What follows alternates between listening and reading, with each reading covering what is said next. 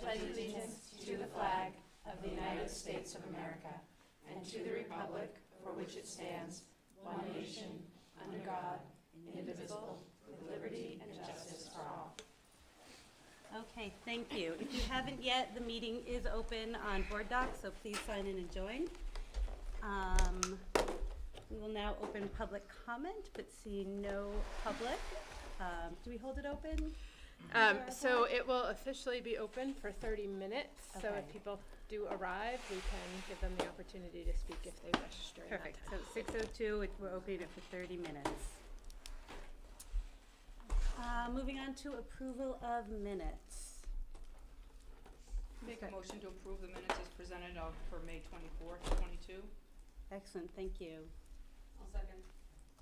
Any discussion, questions? Okay, Rhonda, are we gonna vote online? How do you guys want to do this? We do You have to do a visual. Oh, okay. Bless you. So you can just do a show of hands. We can do a show of hands and vote online. So, all in favor? and It's unanimous. I don't see Kelly and I don't see Jason. I'm abstaining. Okay, Jason is abstaining. I'm sorry. Any Christina other- was absent as well. I was, Are you- Was I absent? I was absent. I think you were. You guys usually tell me if I was absent. So how many, might be easier to ask who's abstaining. Christina and So Christina and Jason Jason. and Christina are abstaining. Everyone else is voting. Cookies are great. Okay. If you're not Oh, taking a goodness. cookie, you're missing All cookies. right. you'd like one. I have to like They're really sew good. my mouth shut. Anthony's gonna abstain too, because I don't believe he was there either. Minutes. I was gonna send it. Yeah, Yep. he already missed the vote. We had enough. And you get the cookie I can't section. vote now. Minutes from the May 11th Operations Committee? I'll make a, So- yep. And The reason we, Three of us, right? Yep, there we were, put in there who's eligible to vote for that because we just need to make sure we had a quorum to yes. vote. Myself, Jen, and Leslie are eligible to vote for that. So, any questions or discussion, ladies? Okay, Leslie, did you make a motion? I did. I'll second. In favor? We're all in favor. Okay, all three of you. It was a crazy meeting, just you all. That is all done. We really did. Thank you. June 8th, Joint Board Policy Committee meeting. Attendees were Becky, Danielle, Nicole, and Anthony. We have Danielle, Anthony, and Nicole. I'll Thank second. you. Thank you. Any discussion? Okay. In favor of approval? Just the three? Yep, Becky's not here. Okay, so 3-0. All right. Great. And then the August 18th Joint Policy Committee meeting. Becky, Marianne, Nicole, and Renee, but we don't have Marianne, do we? No. No, so we cannot vote on this today. She's just running a little late, so maybe table. Perfect. We're going to table that for later. Thank you. Excellent. Award of bid for audit services. Thank you. So the bid process has concluded for the SAU's audit services contract. This is the same RFP that we conducted for each of the individual districts that you previously reviewed and approved. But this is for the SAU office. So it was conducted, as I alluded to, as a cooperative bid process with all the districts and the SAU. And that's to get better pricing via quantity of scale. Those bids were sent directly to 5 audit firms, of which only one vendor submitted a bid.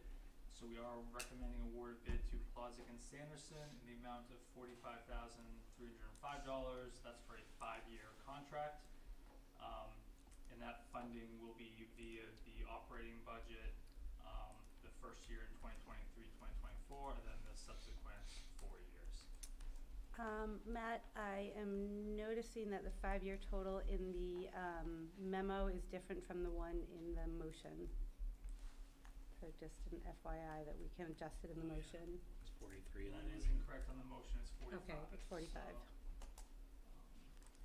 So, Any questions or discussion for Matt? Can I please have a motion?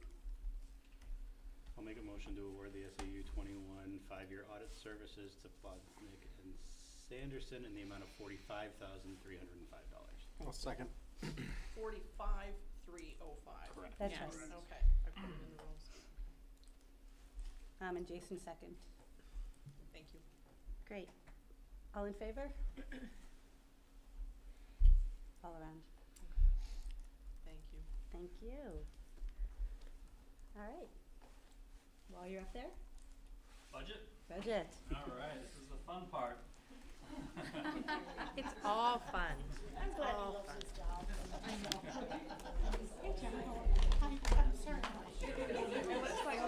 Thank you for reminding me. This is oftentimes the Okay, well, bye. Perfect. Anytime. Yeah. I'm just gonna relocate. So, Becky, you're next to Rhonda, or you can be there. I'll follow. Yeah, which ones do you want? So, we are presenting the proposed SAU 21, 2023-2024 operating budget.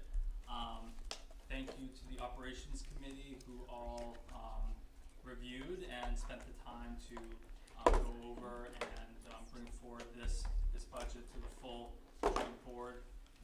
We do appreciate that and understand that it does take time to, go through all all the many documents and an explanation and justification. So thank you to each of the operations committee members. As you're aware, we've really taken care over the last 3 to 4 years to try to align our SAU as best we can. Really, particularly on the operational side, any sort of shared contracts, potentially shared personnel or resources where we can achieve some quantity scale, align some of our curriculum with our CBE initiative, and really try to maximize this SAU unit in the best manner, while also being cognizant that we're individual school districts with our own identity, with our own culture, and autonomy. So trying to cherish that individuality, but also do what we can to save some money, right? And to prepare our students in the most similar fashion in order to bring them forth to Winnicott at similar levels. A few examples of those SAU-wide initiatives that we've done over the last couple of years includes our current Portrait of a Learner planning process. That really is a SAU-wide process, it really takes all of our individual districts working together with all our individual stakeholders, whether it's input from the school board, our community members, teachers, students, etc., to come forward with hopefully a finished product. Well, not a finished product, because it's always something that we're working on to move forward. Additionally, we've done a fair amount of investment in our technology. Right now we're on Board Docs, which is a SAU-wide technology solution. You all sign your payroll and accounts payable manifest via DocuSign, and we get other confidential and documents and contracts executed via that platform.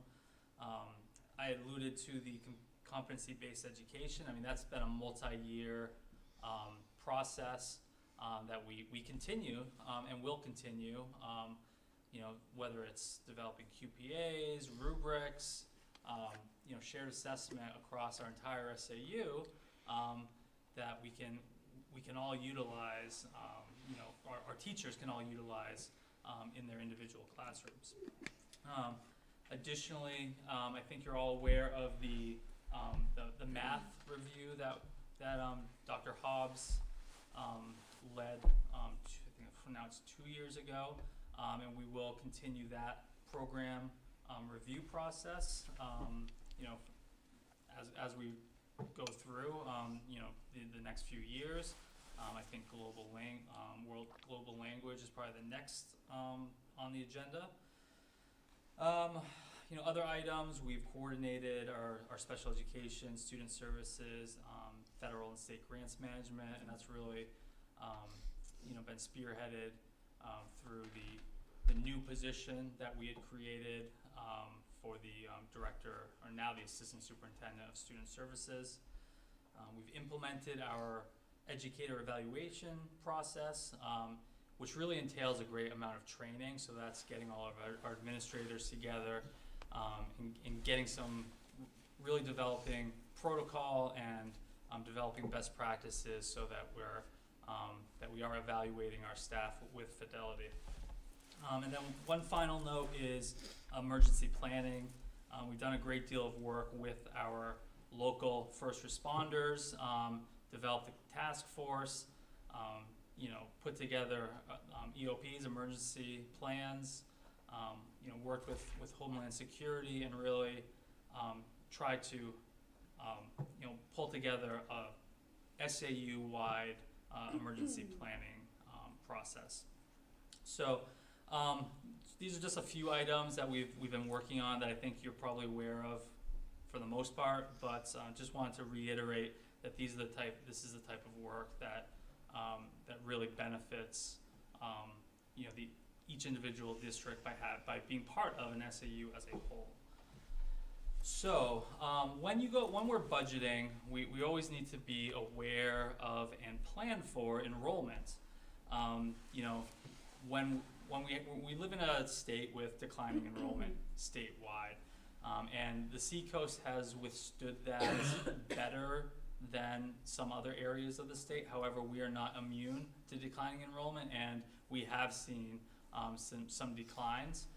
So that's something that we need to that takes into account when we look to budget both short-term and long-term. So our current enrollment is 2,328 students for this 2022-2023 school year, and we are projecting a very slight increase to 2,341 next year. We've actually, if you look at the chart, you'll see Winnacunnet has actually maintained their enrollment and had actually a slight increase, which you'd expect there might be a decline because some of our K-8 schools are seeing some declining enrollments, and I think that's really a testament to move-ins from area schools. Also, not from area schools, from moving in at the high school level, and then also, this might be a trailing indicator where in future years we may see some declines at Winnacunnet. But for the time being, and when we look forward for the next 3 to 5 years, we are expecting relatively flat enrollment SAU-wide. So our proposed operating budget is $2,302,621. This reflects a 0.98% increase, which is $22,448 over this current fiscal year budget. So this is a very modest increase. We really are, when we're looking at all of our budgets this year, we're really being cognizant of the fact that we have a teacher's contract that we hope to have an agreement with the union to bring forth as a CBA warrant article this spring, and that is incredibly important. So we're really trying to take care to keep our budgets as lean as possible in order to hopefully pass that CBA, because we are, we've spoken about area school districts in the past, but we are competitive currently, but we're slightly lower than SAU 16, Portsmouth, Oyster River, some of our area districts. It really would be whereas if we're competitive now, it would become an issue if we were to not pass a budget going forward, because that means our teachers not only miss out on a step, but they also don't get their cost of living adjustment.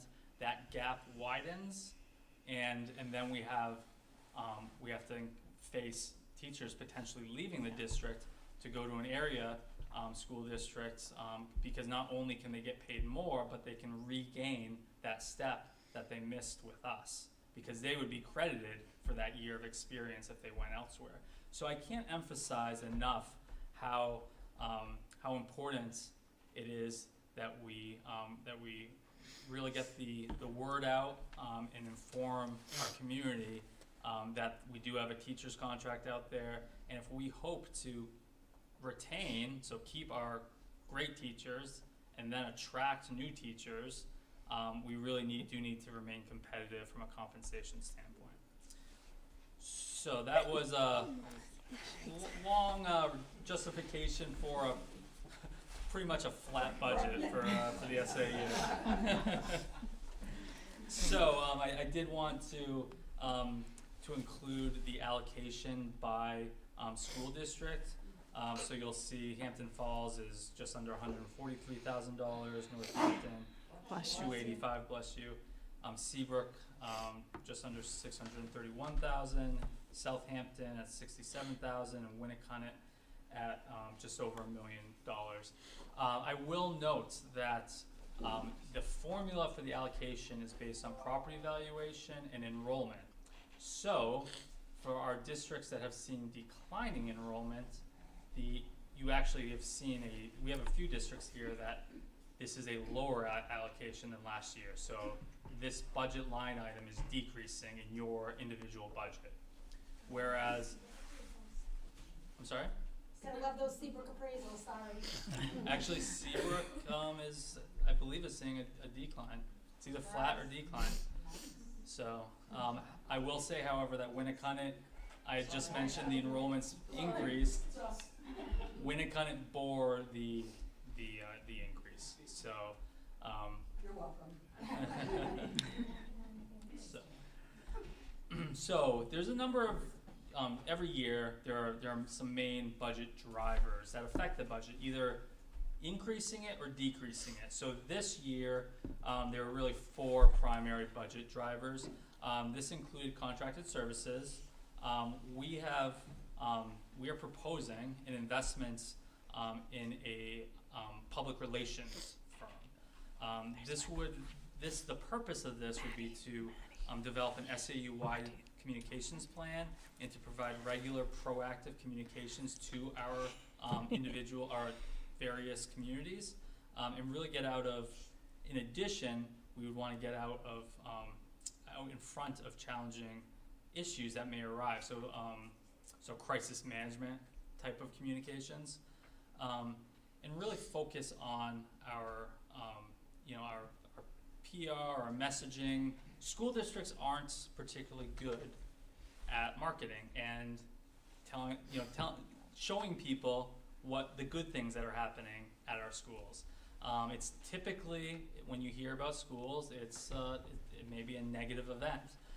So this is something we've identified that we really could improve upon. Obviously, there is a communication piece to all of us as leaders at the SAU's job. However, it's just one little small part. So actually, the operations committee made a nice recommendation to try to quantify, like, hey, how much time do you spend, on communications? And can we quantify that and kind of put a dollar amount so to justify this? And when we were looking at that, we had difficulty because, we do communicate, but what we're trying to accomplish is the communications that we're not able to get to, right? So it's that proactive disseminating positive stories out across various platforms, whether it's via social media, getting it out to news outlets, putting it up on our website, all those extra communication pieces that we feel that we can we can improve upon. And in reality, this will cause us more work because we will be working with, the PR firm will be working with us and they'll be doing a lot of the work, but we need to provide them with the content. They'll only be able to develop so much of the content themselves. The other piece to this is the operations committee did make a suggestion that, hey, would it make more sense to hire in-house, right, and have someone on staff to do this? So we're proposing outsourcing a professional firm at $20,000. You could hire a person for, it would be more money, but that would be a dedicated staff member. We are supportive of that concept. However, we feel this is a good first step as kind of a pilot to see how this works, and then perhaps we'll be coming back to you in a future year, looking to expand this function. But really, we want to just take that first step, and kind of baby steps, and kind of improve our communications. Because I think you Just means you're talking. all understand. It's going on for too long. Can we ask questions during this, or we want us to wait to the end? I would be happy to answer any questions. Sure.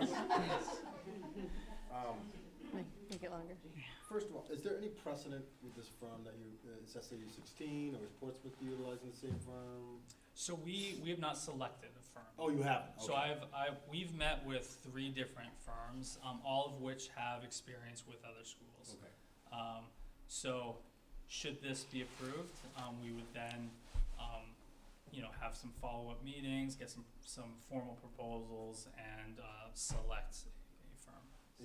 And you feel that that amount, that'll buy you 188 days of coverage, or whatever the time frame may be? Well, we'd be looking for year-round Yeah. communications, but keep in mind, $20,000. It's Just not seems small. it's not a full-time Yeah. position. That's We would just be one of their clients, that's all. right. So that's, you're gonna contract a bunch of hours, and they're gonna work off that? Yeah, so it's like, you hire a PR firm and we're just one of their clients, so then they work as needed Sure. type deal. Sure. And I imagine, Meredith, this would alleviate a lot of your time then. Well, I think as Matt said, we're not sure that it will alleviate any of our responsibilities, right? But it will support some of our responsibilities, and I think it will enhance communication and help us be more effective and strategic in our communication. In a crisis situation, I'm still gonna get the phone call. I'm still probably gonna be drafting and reviewing content, but there'll be someone with a template, with an eye for this, who's gonna be able to take it, put it on social media, disperse it to parents, get it to the, media outlets, be ready with talking points if I get a call from Channel 9, for example, right? So that we're well prepared to move through that really rapidly. The way those things happen right now is I get a call, I write something, I try to get my team to weigh in, I prepare the bullet points, I prepare the talking points, I push it out, Rhonda supports with getting it out where she can, our IT person. But when those things happen after hours, right, it's me. And so we hope that there would be 24/7 support. That's one of the things we would be looking for from these firms, so that in an emergency situation we have it. But as to Matt's other point, it's also more about the proactive. So I can't do a good news story about every district, right, every month. I try to embed pieces, right? We might be able to do, Also, they'll work with the rest of the op-eds in the districts. newspaper. Yes, this would be to be SAU wide, but to feature some of those really great things that happen, that we just can't be on top of pushing out within with the capacity that we have. So, quick question on that. So it sounds like it's maybe more crisis management though than positive, or would you say it's just as much? Would you be looking for equal distribution of? I think it's more positive, but Okay. in those crisis communication moments, it's helpful to have someone who's sort of right there, readily available to draw on. Because I'm wondering, I know that Brian does a lot of our own PR for the elementary school, and they've been ramping that up a lot. Yep. And I wonder how that affects individual districts, or as an SAU, this would just strictly be an SAU-wide, distribution versus, I mean, yeah, So like the Brian could intent- share you with things. Sure, the intent would be to feature every district, right? And again, depending on how we lay it out and what we can get with the bids for $20,000, I would imagine that there's a feature about each district on a monthly basis, right, in some fashion. It doesn't relieve our principals of some of that responsibility either. Yeah, I was gonna say they They're would still say gonna things. be putting, saying, I need you to follow up, like, 4th grade did a great event last week, I really want to run something with Yeah. that. But then it's someone who maybe can write the story, Yeah. right, for the principal then to review. Who can push it out to media outlets instead of that having to be on the principal or their administrative assistant. So your plan would be to go with a number and then see what that number could get you? Yeah, and we have a sense based on the interviews that Matt conducted with firms and our conversations with other districts in terms of, the supports that they've had available and contracts that they've engaged with. Okay. Yeah. So we feel like it's a reasonable starting point number.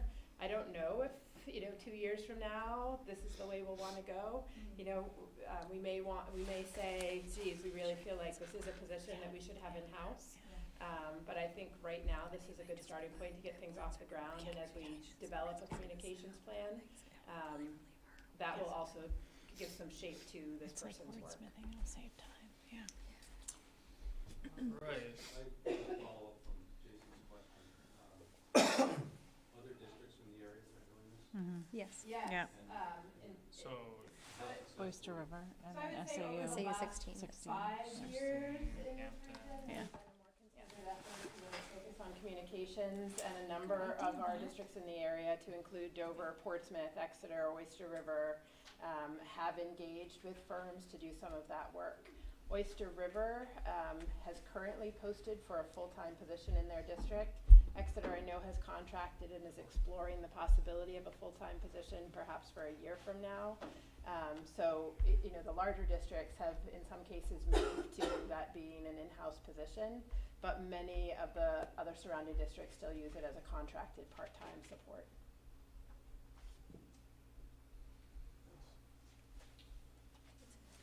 Yeah. all Yeah. right, so, the second budget driver, is the, non-union administrator and staff, salary cost of living adjustment.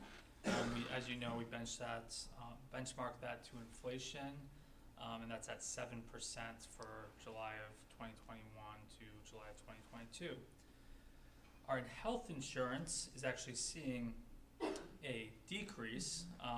So this is due to staffing changes and health insurance plan election changes. So we were fortunate to recognize savings there.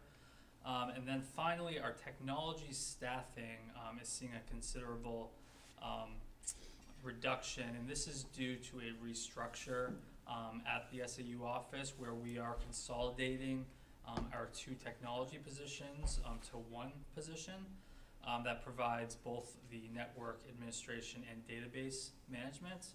And this is due to the completion of our Power School implementation. So as you recall, we had hired our dedicated database administrator when we were rolling out and implementing Power School.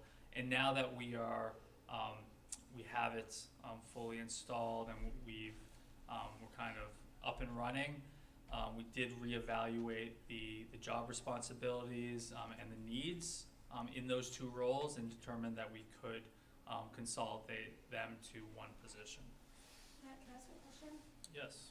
So when it says, health insurance plan election, is that just because people may have went from a family plan to a single plan, or did you guys actually change, or was insurances actually changed?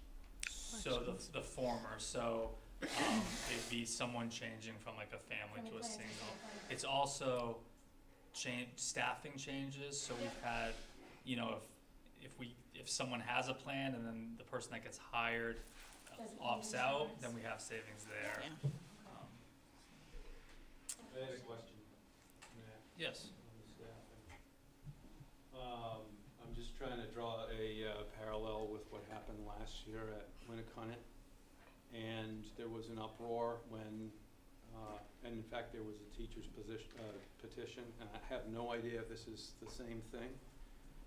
But Winnicott was gonna eliminate, what, 1 or 1.5 positions? Kind of the 1.5. Same argument that the rollouts have been complete, and arguments against it were, you know, we're doing more online stuff and technology's always increasing. So is there any level of, what level of scrutiny is on this? I'm not saying I support it or don't support it. My question is, how do we know that this is the right thing? I can start. So I would say for starters, it's a vacant position now. That's a good answer. That helps.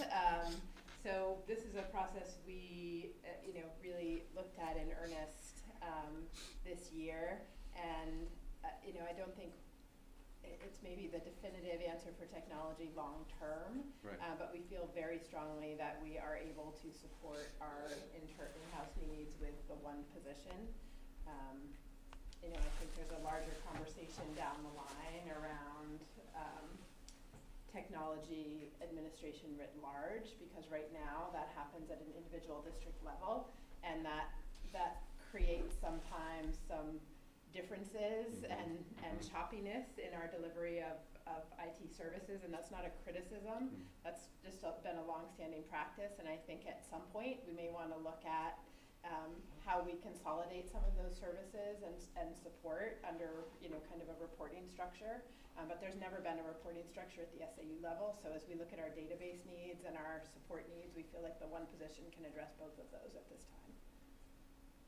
I probably complicated that more than I needed to. It was a vacant position. You He brought it had us up. a vacant position. They had me at vacant position. Yeah. Meredith brought up a whole new position. So, I will say that so this role is really specific to the SAU office. They do some work in the districts, but in a support capacity, but it's primarily supporting the office across the street. Now, I will say that we work hard to kind of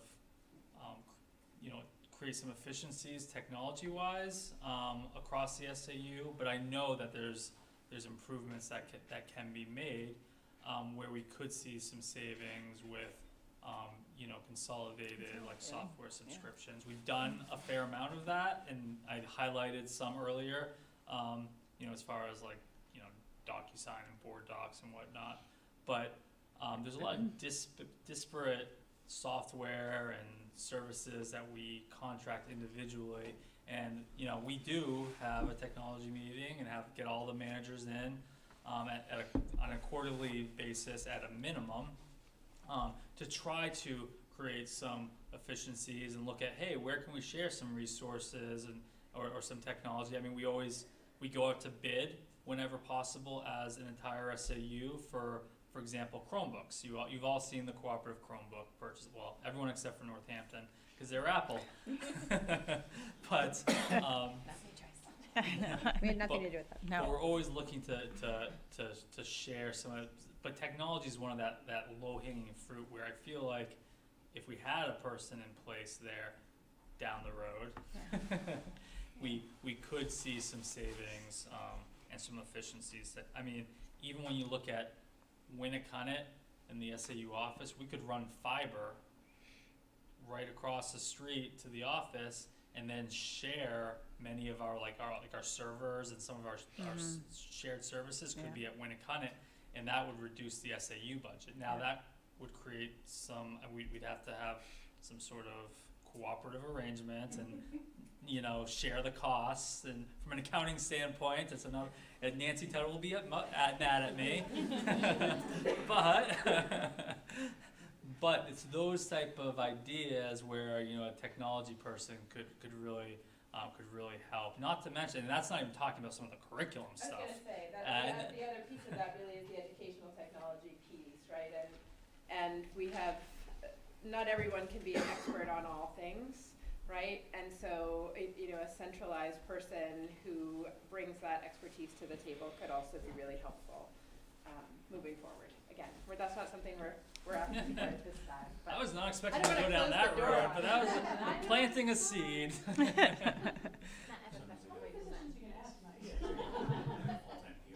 We already reduced one, and we're budgeting for a part-time contracted service. The 7% increase, is that required that we tie it to inflation? I just was curious. You are legally required to. No. So actually, I'll go jump to the next slide, and we can always go back if you have any more questions on the previous slide. But it was 5 or 6 years ago. We started tying cost of living adjustment to documented rates of inflation. So we tied it to consumer price index for the Portsmouth region, and we look at inflation is backwards looking. So we go from July to July of the previous year. In this case, it was July of 2021 to July of 2022.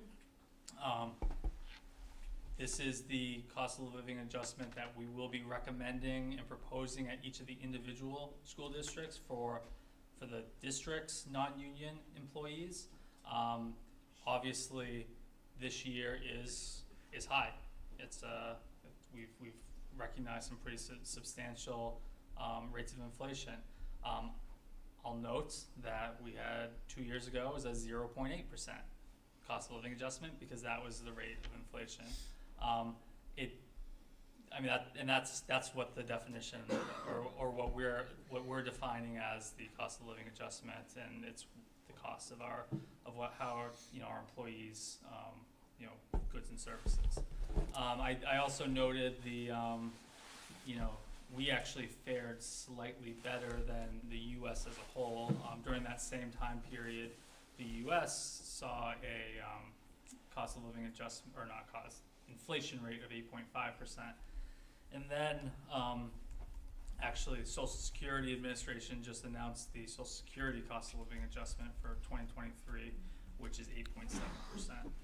So yeah, it's not required, but that is what we have done for the last, I think it's 6 years now. I have a question.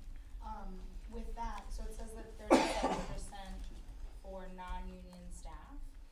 Is that money automatically rolled into the budget versus having the teachers have to be a warrant article that has to be approved by towns?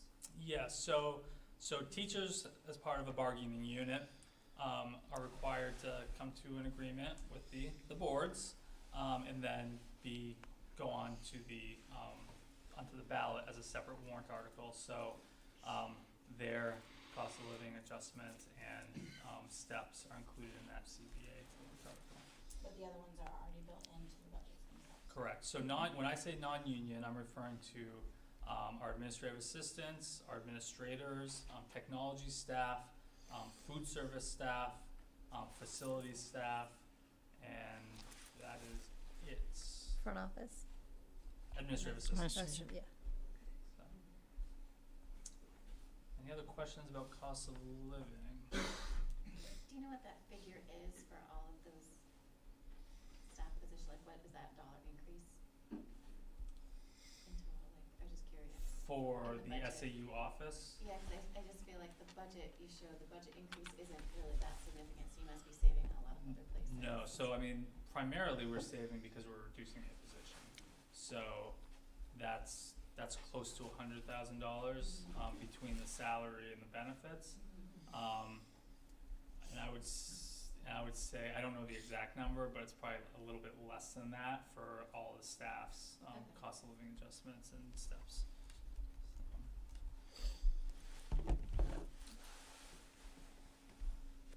All right, so why don't we get into the details of the budget? So our improvement of instruction department is the account that provides for our professional development. So that would be Dr. Hobbs and all the PD that he does across the SAU. It's continuing the CBE initiative. It's all the curriculum work that our teachers do during the summer and during the school year. And we we either, we pay stipends for that work, we reimburse for, conferences, workshops, course reimbursement, etc. So that's budgeted at $44,136, which is an increase of $3,738. So our Board of Education budget is $56,416, which is an increase of just over $8,600. So this represents the account with the public relations firm embedded. Additionally, our legal account has increased. That is a highly variable account. You could make a strong argument that we did not increase it enough. However, that is an account that could go either way, as you are well aware of, depending on what's occurring in the district. Those increases were offset by some savings. We are saving on labor relations. So this year, we're utilizing an attorney, legal services, for our negotiations for the CBA. Hopefully, we will have a successful CBA that passes that ballot, and next year, we won't have those labor relations costs. And when I say we won't have them, we'll have less of them because we have CESPA CBA next year. So that's for our paraprofessionals, our educational associates. We do use legal counsel for the CESPA negotiations. However, typically I'll lead those negotiations and we'll just advise with Attorney Elwell. So it's a little bit more of a collaborative, well, depends on how they're, depends how it goes, but it's more of a collaborative process. I will also note that CBA is also just as important. I'm sure you are all aware that we feel I think the general public feels that educational associates are not compensated enough. They are very low. They are very important to our schools, support our teachers, support our students, and we really need to rectify that and provide them a higher rate of pay. Additionally, we have some lower actuary. So we hire an actuary firm to put together a report on other post-employment benefits. So that's our retirees, which is actually, even though in my mind it's not a real liability because we're not responsible for their health insurance, it is treated that way. So they need to put together that report as required by GASB 75, and that's rolled into our audit with Plodzik and Sanderson and part of our financial report. So this year is an off year. So there's a full report that we have to put together, which we did last year, and this year is an abridged version at a lower cost. So we're saving about $2,500 there. All right, so our Office of Superintendent budget is $804,936. This is an increase of $63,648. So this includes some cost of living adjustment for a good portion of our staff, as well as we've included a full replacement of our phone system, which has reached end of life. So if you've ever tried to call into the SAU and gotten lost in the phone tree and maybe got dropped, we've heard some feedback that we've had some issues with our phone system, and we've in fact seen some issues with our phone system. We've looked at doing some, there's not really a repair to it. It's really just an upgrade. So that is included in this budget.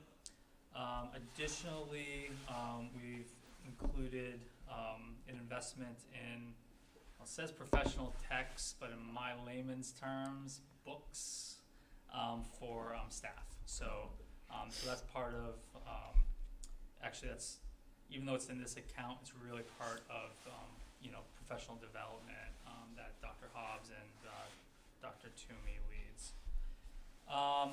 We are seeing some savings in this account. One is the elimination of our courier driver. So previously, we had a driver who delivered mail between our schools.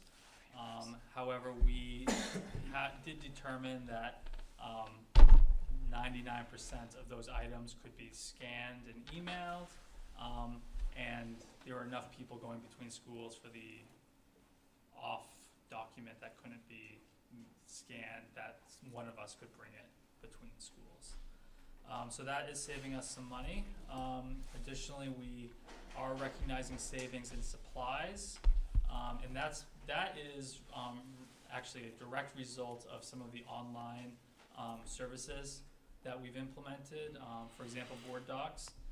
Previously, we would mail you these agendas with all the supporting documentation, and that was like this thick in paper, and then it was $7-8 in postage sent to each one of the 23 board members. Oh my God. So that actually adds up between printing costs and postage costs. And I don't think there's probably maybe 4 or 5 people in here that received those bulk mailers. Oh, that's funny. As I look around the room, I'm like, oh my goodness. Yeah. Right? All the time. And then what did we do with them afterwards? It's like, can't More, really let more, people im- see them, so I'm like, I gave it an entire kitchen cabinet yeah. when I came to my house. more importantly, we have saved Rhonda Yes. Yay. to redact right to know requests. I was just gonna say, we just changed, we gave you different stacks, that's all. Thank goodness she has that time. So our human resources budget is $157,602, which is an increase of just over $12,000. This reflects cost of living adjustments and step increases. Our fiscal services budget is $532,861, which is an increase of almost $36,000. Again, that reflects cost of living adjustments for the finance team, as well as we do have software expenses with our financial software package, which is Munis. Unfortunately, software never declines in cost, so that we did see a slight increase there. Our building budget is $37,651, which is a slight increase of $2,305. So this account funds our kind of our normal repair and maintenance of the lovely chalet across the street, the cleaning contract, electricity, insurance, furniture, and supplies. So you will all see this in your individual budgets, but I don't know if you're aware, but electricity and heating is increasing. Now I know. 77 to 100%, you would tell us. Yeah, so we are shielded partially because we did have a long-term contract for electricity in place until December of 2023, but that leaves half the school year exposed to substantial increases. So that's for the SAU, as well as you will see it reflected in all of your individual school district budgets.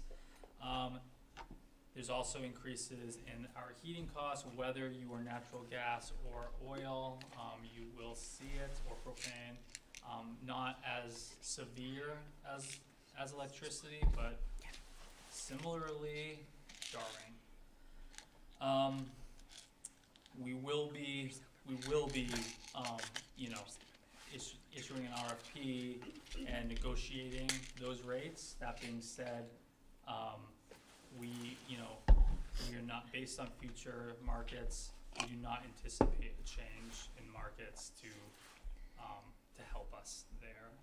This is probably a minimum of a 2 to 3 year time frame in this current market, energy market, before we see any potential significant change, unless by some miracle, like the Ukraine war ends tomorrow or something. So, all right, our technology budget is $108,692. So this is where we see a decrease of just over $71,000 based on that consolidation of the 2 technology positions.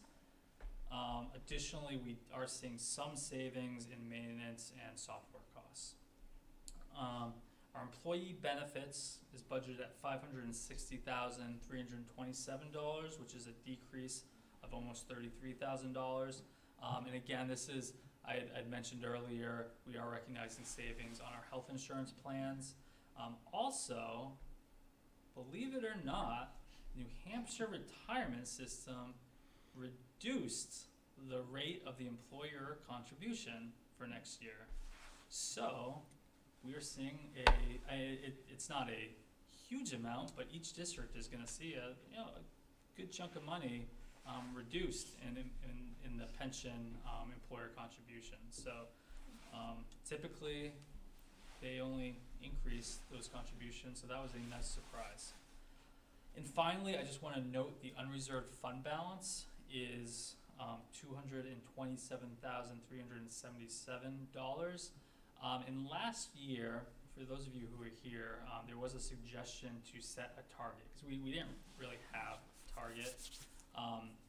So we took a look at our budget, and we set it at $300,000. Now, the rationale for that is, well, first of all, that's our only contingency, our only safeguard should there be some unforeseen big expenditure, for our office. So we need something in the case of, a building catastrophe, anything that happens, lawsuit, legal fees, who knows. That's not covered by insurance. Additionally, we have two capital projects that we know are coming down the line. One is the roof, which is probably about a 5-year timeline. And the other item, which we have not addressed, is our handicapped accessibility. So currently we are grandfathered in and we can accommodate someone who's handicapped in the downstairs. However, to really get up to standard, we should be putting in a elevator to access the top floor. That could be problematic should we hire someone that needs accessibility, and regardless, we should be accessible, more accessible than what we are. So those are two fairly large, big ticket items that we would like to start setting aside money in this unreserved fund balance in order to fund down the road. So that's the rationale for including that. So I know we had some questions, but I'd be happy to answer any additional questions at this time. Is there any possibility to change the 7% increase to drop numbers down a little bit? I just know that most, let's say, taxpayers aren't probably going to really go for a 7% increase for just about anybody right about now. Because I mean, you look across the board, across all civilian sectors, nobody's receiving a 7% cost of living increase. And if you go around to the other town departments, like I said before, I know Seabrook Fire just took a 0.22 on this last contract. I mean, 7% on a cost of living increase when, across the board. I know it's tied to something. If it's legally tied, then I guess. No, it's not. I was joking about the legal. It's not legal. Maybe so I want to be very clear. I was joking about the legally tied.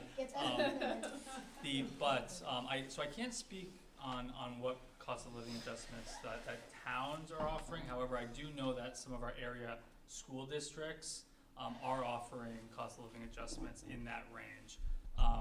For example, I know Portsmouth actually uses the same metric that we do. It may be different months, but they're very similar cost of living adjustment.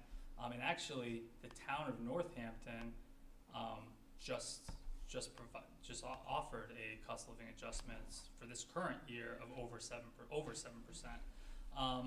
I know when you look at CPI, when you delve into those numbers, it includes wage increases. And when you look at private industry, that is factored in. Now, I would have to take a closer look as to what that actual percentage for the wage increases are, but we are seeing some of that sticky wage increase inflation at the private level. I know it's at the school level. I know it's at Northampton. I can't speak to other area towns, so what their cost of living adjustments are. But, you know, it's difficult to tie a COLA to inflation and, you know, do it at 0.8% and then not do it at 7%. Yep. I mean, that's the whole point of tying it to benchmark. Now, if we don't like the benchmark, then we can have that discussion. But for the last 6 years, we've been using that benchmark. So. Matt, did you say that the social security increase, COLA increase was to be 8.8? 8.7% for 2023. I have to find that's a really helpful figure to have in your pocket when you're talking to any retirees who may be sitting on your town budget committees, because it's very real, and I know a lot of them have been advocating for that for 5-6 years because there hasn't been much. So anyway, And thank you. And back when Social Security was giving cost of living adjustments under our cost of living adjustment, we would hear from people saying, well, Social Security is only doing a 2%, but you're doing a 3%. So again, it's you know, in order to be fair, you have to go both ways, right?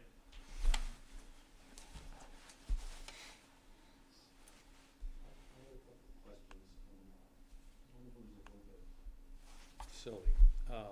Phones. You mentioned this new phone system. I haven't used a phone in 2.5 years. I use Microsoft Teams and I use a cell phone, but I haven't used a desk phone. Has anything like that been looked at to see if we can save? I mean, I realize there has to be a phone for someone to answer for general calls coming in, but is this a whole phone system? What is it? Classroom to classroom phones. Classroom phones? Well, this is the SAU building. Oh, okay. SAU, This is yeah. just the SAU office, and this is, just so you know, specifically, this is $5,600. Okay, So it's not not a lot. No. Yeah. huge So sum it's of money. not, And as an SAU, we really do need that to be accessible. Now, I use a cell phone. I mean, I'm sure you've all seen, I have my cell phone on my email, on every email I send out, on my Twitter. I use my cell phone all the time. Meredith, but you should put out your cell phone number for everybody. Yeah, just with this text me. Yeah. it's funny because no one calls me. No, I can see why. I'm just kidding. Apparently, they don't want to talk about the budget. They want to talk money. Yeah. Yeah. I know. Send them your direction now that I know. So good at I don't know. I'm Thorough. I think people would want to talk to me. You're but thorough. I'm like, please be my friend, but it just doesn't happen. But yeah, Tony, the Microsoft Teams, you can have it dials to your computer and then you can answer it that way. But I don't think we can, yeah. You lose it. And in emergency situations, I was on Teams. you know, the safety and security of having a landline, even though none of us rely on them anymore, is, yeah. And you saw a headset with that, or are you going straight from your computer there with It Teams? depends. You can do There are different ways. AirPods. Teams, Yeah.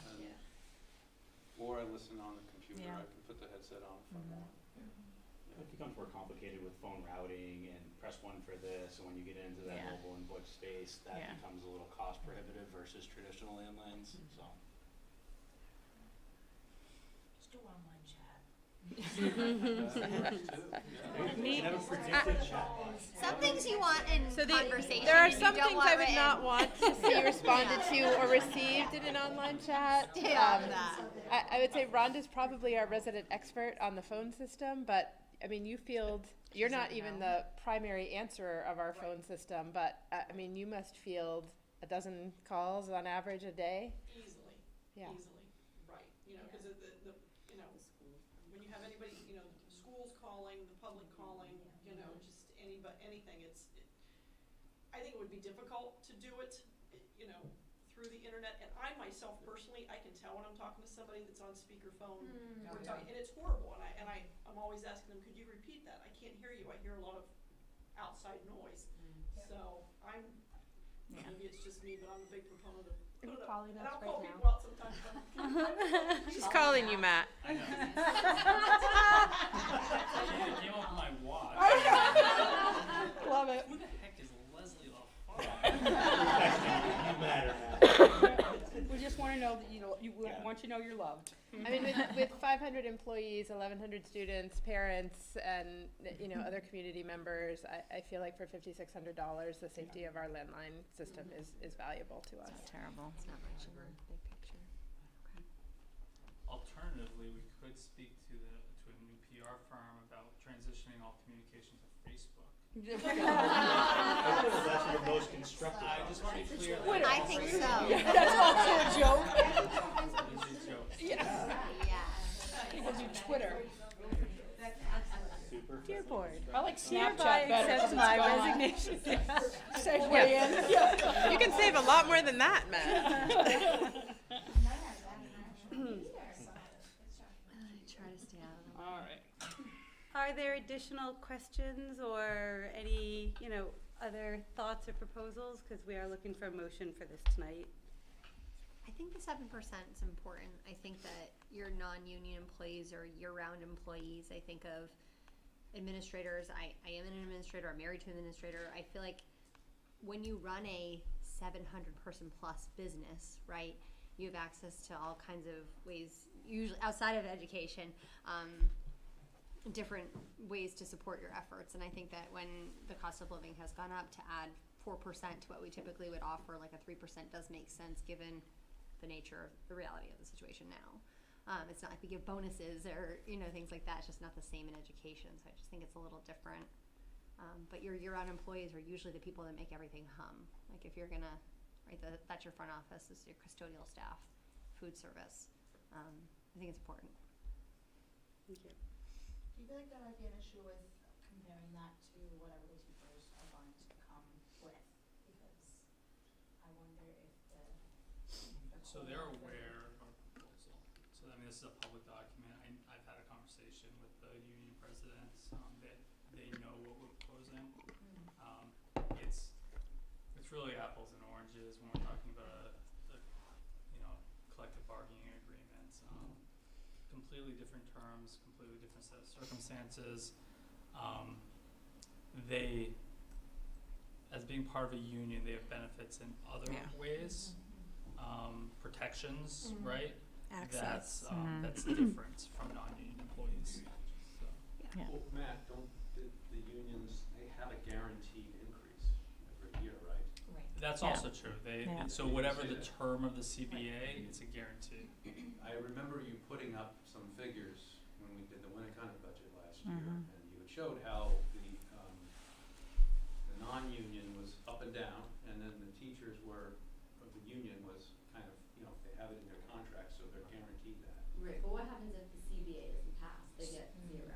So if it doesn't pass, they get 0. That's correct. So that's the thing, like, I think that just being on the budget committee and working for a town, that you see and hear how unfortunately, well not unfortunately, because this is, I can see where the residents are coming from, that their whole attitude right now is we're voting everything down because of the cost of living and because of everything, inflation. So I think that we also have to keep in mind, okay, we're asking 7%, and we may feel that's reasonable for administrators, but we also have to look on the flip side of it. Is asking for 7% also gonna put them in a position where that may be too much of an increase, and it may make voters say, absolutely not, versus maybe 6, and people being a little bit more understanding. Maybe Well, I they mean- would think anything is, I'm looking at, Yeah. I'm looking at both sides. Yeah. That I would hate to see them voted down across the board because they feel that's too much and then get nothing, than to decrease it a little bit and having more of a chance of it passing. I would So I'm pivot, looking at both sides. I would pivot to the overall minuscule increase of the budget, right? They've been able to factor in that 7% Yeah. at what, a 0.98% Yep. increase? What's the overall budget? The overall increase? cost to them Is not minimal. really But gonna this change. is all Right. pre-contract to the teachers as well. Oh, I'm talking Everything about the comes down SAU to budget. the budget, as committees. I'm and talking stuff. about the SAU COLA, not the teacher, because we haven't even. No, got I to know it. that. Hey, I guys. know. Yeah. But I think, that's just my opinion. It's just- I mean, just it's- being in budget meetings, let's, and hearing people I know. after they see the budget meetings. I've and lived then- it. You know what I mean? Okay. Yeah. Let's just Yeah. make sure we talk one at a time, please, so we can all hear each other. Yeah. What is the overall budget increase? 22,000? Yeah, so it's What zero percent? point nine eight percent, Yeah. 22,000, What is it usually on like a typical year, like in the past couple of years? couple percent. Okay. Does this actually get voted on by the towns? No, so what we are gonna have a public hearing in November where the public can comment on the budget, at which point the board will reaffirm their votes, and then that becomes the default number in each of your individual budgets. So that allocation that I had, It was on the slide 6 that Matt showed. Those individual breakdowns go into each of our individual budgets. so each of these numbers will go into your individual budget, as a line item, and that's a default number. So, that will, whether the budget passes or fails, you will receive that funding. And I'll note that I think so Winnicott had an increase, sorry again. It's okay. But, two of the districts, I believe, are decrease and one is essentially level. So to your point, you're more concerned about putting like the wrong taste in someone's mouth, saying there's this big amount of money, then it comes time for voting time in March, you're worried some people aren't gonna pass that. Not necessarily this component here, but just the big picture. I think what Kelly's referring to is the cost of I living get that. adjustment isn't just for the SAU Right. employees. Right. It's for, We are yeah. gonna be proposing this in each individual district, so it's that 7%. Right. Right. Now, I will say, I would advocate that each district keep the 7%, however, each district, at their discretion, can adjust it. If you wanna increase it to like Social Security at 8.7, you can. Get wild. However, I would, for consistency's sake, I would advocate that we keep it the same, because also it creates a problem where one district Yeah, I don't wanna do is that. gonna be paying their employees more than another district, and we've done a lot of work Yeah. to align our salary schedules across the SAU so that all of our employees are equally paid. Yeah, you don't wanna mess Because we don't want, an employee switching districts within the SAU just because they pay $1 more an hour. Matt, sorry for asking so many questions. I love questions, remember, this is my day. Well, you're gonna hear more of them through Budget Committee, but, why do we do it this way? We have a negotiated agreement with the union, and that number is what, I don't know what it is, 3 or 4%, but it's even? Why can't we just use that number every year, and it would provide something that's kind of middle range and would be consistent, predictable, et cetera, rather than this seesawing effect? Well, because they're a union and we're non-union, so they. No, I'm sorry, what I'm saying is, Oh. you don't, it's not negotiated, but what you're doing in effect is picking a random number from whatever, US. But we have a negotiated number in in these districts for our teachers, that they don't get a COLA, they get an adjustment. Right, so, and that's kind of the point. Takes the place of it. So that number is random, in my mind. The It's negotiated negotiated It's numbers are negotiated, and that's based on being part of a union where there's significant protections and benefits that non-union employees are not afforded. Yeah, a lot of times, if you don't mind, the unions are gonna look for non-cost items to bolster up their contracts, like we do it all the time in the fire department, look for other protections and stuff like that. So we'll take lesser COLA raises when we're going with the towns, cause you might have new employee stuff, like all sorts of different things that aren't gonna come out as a huge cost item. So we take lower COLAs to get bigger protections, and then some years when the town has more money, you come in and you ask for larger COLA raises.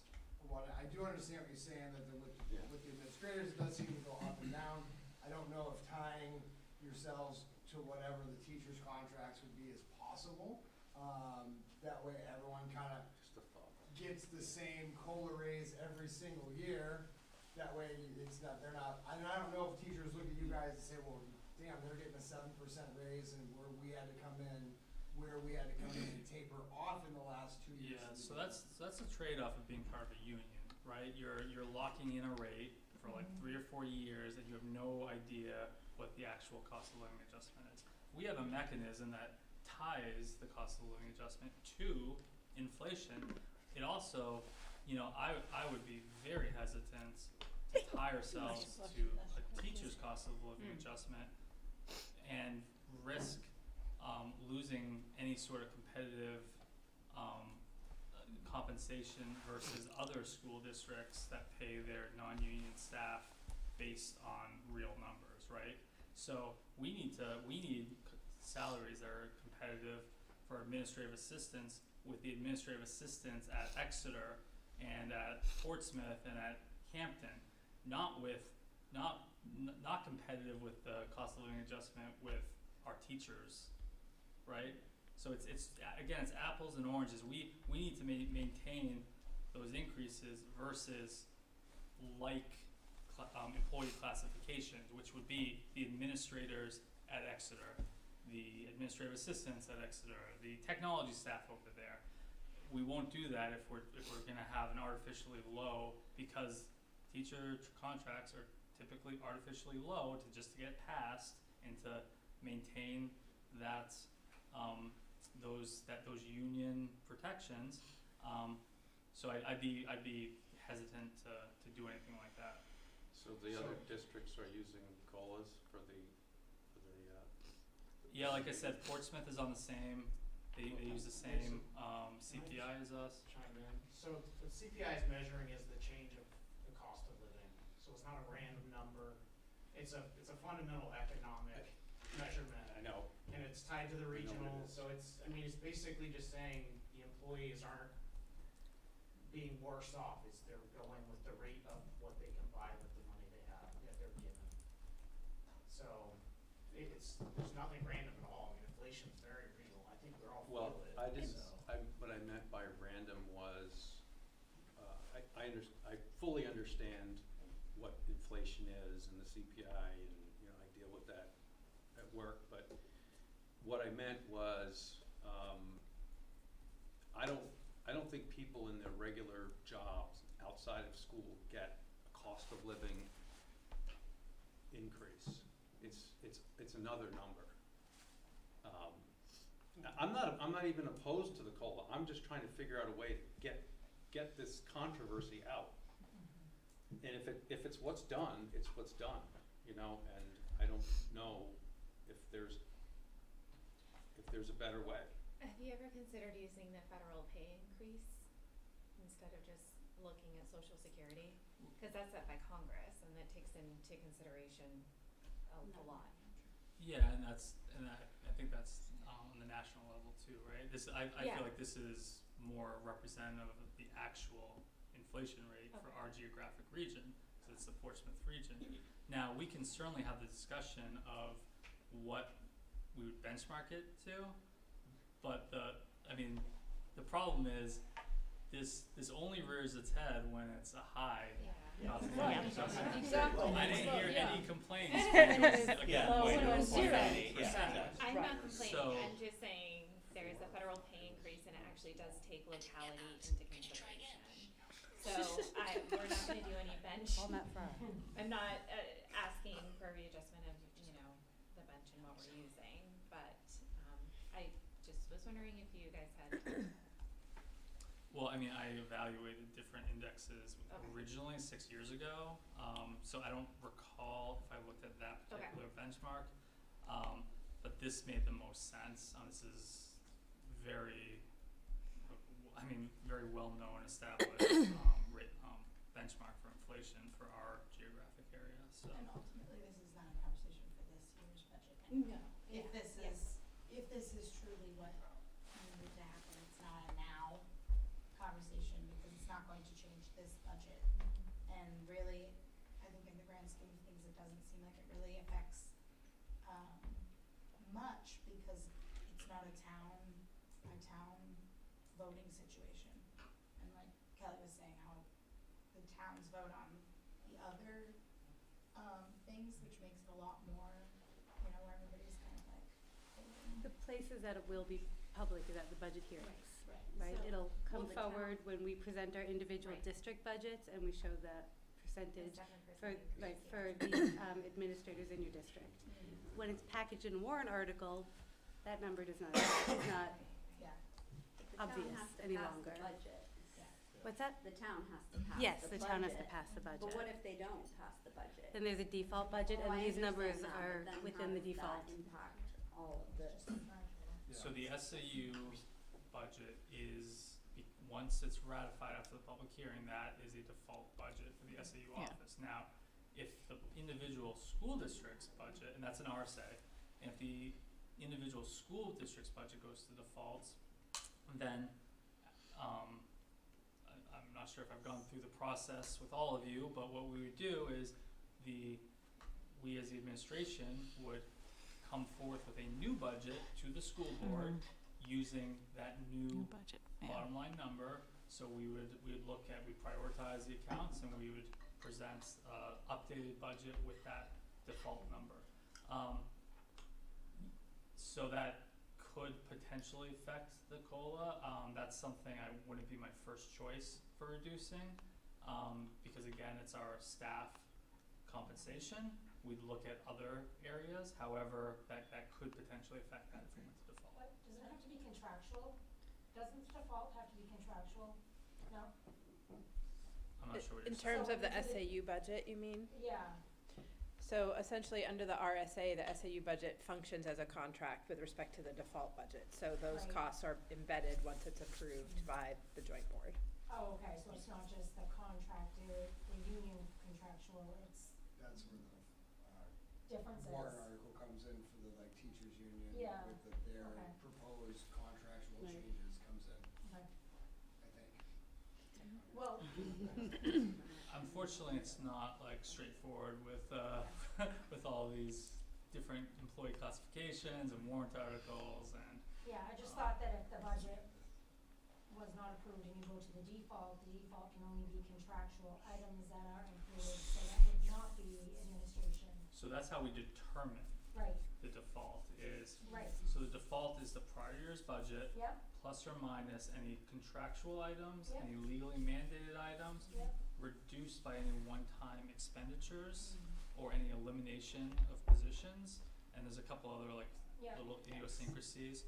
But the SAU budget is a legally mandated item that will not be affected. That makes sense. I think it's important to maintain staff that you're happy with. So whether you're working in school, you're out of school, anywhere you're working, if you're not happy with the amount of money you're making, you have options. You can go to your boss and ask for a raise, or you can say, I'm gonna go find another job somewhere else. And so if you wanna maintain, and we all have different districts, but if you wanna maintain your staff and keep them, remaining competitive so that you're retaining the people you wanna keep is really important, because the shortage in education right now, you could go get a job tomorrow as a principal on an alt certification, probably with very little experience, or you can, so it's really important to think about keeping people that you wanna keep. If you don't wanna keep them, then that's a different conversation, but if you're happy with who you have, it's important to think about keeping people. Does everyone understand the process here with these numbers, default budget, the CBA that's coming on? Because I know it's a lot of moving parts this year especially. Okay. Leslie? My only comment too is that at 7, it's still below the 8 point whatever. Social Security. I have no problem justifying that to the public if we had to. My personal opinion is that we have an unbelievable staff at the SAU level, and I think we can all agree on that. And I would not want to see any of them take off because we dropped it down to 6 or 5 or 4. I think 7 is fair. It's not overdone, and my opinion is I'd like to make a motion to accept the budget. Yeah, I'll second that, Leslie, and I just want folks to realize that we're talking about $22,000 Right. increase. Spread over all of us. You know, it would be great to have, Matt, on that slide you have The one that's on the slide screen now. 6, if you put the years before, it's literally pennies on our operating budget, folks, and we're giving our administrators what they need. Yeah, I had that, but I felt bad for Winnicott. Well, I just wanna say, you guys, 22,000. we'll take the hit for you this year, but next year you're all gonna have to pony All right, I up, saw all right? Tony next and then Kelly. Yeah, so Then I we're agree gonna with wrap Leslie. this up. I agree with Jason, it's only 22,000, but the reason it matters, and I agree with the 7%, I think it's a good number. I do think that inflation affects everybody differently, but what's going to happen as we move into, at least this is 6 years of experience on the Winnicott budget. We're gonna sit in a room and we're gonna look at the numbers and we're gonna say, oh, only went up by whatever, 2%. And almost every single item in there, there's not much you can do. The only thing you can do is cut positions. So while, yes, you can give people more money, 7%, there's gonna be pressure from, at least I am anticipating on the budget, when we go through budget cycle, and this happened last year, to cut a position or two. That's the only way you can make a significant difference in these budgets. So that it's pushing on a blob. It's gonna, it's a whack-a-mole game. Just to clarify though, so we had proposed 1.5 FTE reduction at Winnicott, but that had nothing to do with fiscal reasons. It was what we believed was how we Operationally. operate the school most efficiently. So that was, I just wanna, particularly the Winnicott board members, that was proposed from the department based on what their needs were. We did not say, hey, we need to cut $100,000, so we're gonna cut a person. So that, I just wanna clarify that one piece. Yeah, I'm not trying to spread any misinformation. I just know what was said in our budget committee, and that was stated by one of the budget committee members, that the only way you can do it is by cutting positions. I don't disagree with that. Right. That statement. Yeah. I just wanna make sure that like in that particular instance, No, it the two wasn't were not linked. two unrelated Yeah. things, so yes. I think you're not wrong. All budgets are gonna face this. Cost of everything is going up and we're not getting more students in our schools. Right. Right? Right. So it is a real and difficult reality for us as board members to face. Start procreating. Yes. So I just wanna, make it clear that my whole point wasn't so much that I don't think they are doing a great job. It's not that nobody deserves 7, 8, 9%. It's more of just that I'd like to see them get something than nothing. That is my concern, because if they get nothing, that's when they're going to go somewhere else. So if anything, I'm trying to think more of just because, right. Yep. We don't really. Yeah. Right. Thank you for that. We already see Here where. tonight, and then everyone gets their 7%, correct? Well, no, then it The goes to SAU does, then it goes to the district. This is just, There. so this is, Oh, yeah. tonight you'll be voting to move this budget forward to the public hearing, and then after the public hearing, you will take a vote to adopt a budget for FY 23-24. So this is a initial step. And then you're still gonna be negotiating your administrators in your budget process. Right. Any more discussion, or can we move on? We got a motion and a. Great, second. motion from Leslie? And a second from Jason. Rhonda. Is it easier to do roll call or like show of hands or what do you? Whatever's easiest for you, Rhonda. Whatever's easiest for you. Sorry. No, I agree. It is, but when everybody raises their hand and puts it down, I don't know if everybody raised their hand. So we'll hold them up. Keep them up and we'll We'll help you. hold them up. Okay, all in favor. You have everybody's hand up. Everybody. Okay, that's what I need to see. Great. The motion passes. Thank you, everybody. Good conversation.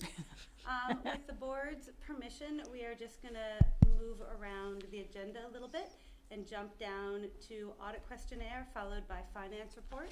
Matt's doing data governance manual as well, so we can so we'll do just, that first too. Okay. and then we'll let him go. And then we'll let him go. Thank you, Matt. That's a nice surprise. Lovely. This is 44 pages. We'll just get moving a couple of these things. Yes, it is like 44 pages. I hope everyone read every Yes. word. Before we start that was a great presentation, by the way. Mm. Formatted, very, just interactive, great, just great information. And good jokes You're the too, best. right? Yeah. Well, I really, like, honestly, when you look at presentations and Delivery was a little delayed. if they're dull and you look at numbers, but you had the kids in there, it was like a celebration of all of the efforts, and so it was just, I appreciate it. It was great. There you go. Thank you. I had our PR Truth from from the, the This one didn't look so much. Bad numbers, cute kids. That's Yeah, the model in I know, Microsoft. I know. So, it works in most situations. Sorry, We know you want text messages more. Yes. please. sorry to interrupt. I just wanted to. Just redialing. Just a brief addition, you guys, Matt is your best secret weapon when it comes to these. Have him at your meetings. Yeah. Oh, we'll give you Poor some. Matt. We'll give you some. Sorry, Matt.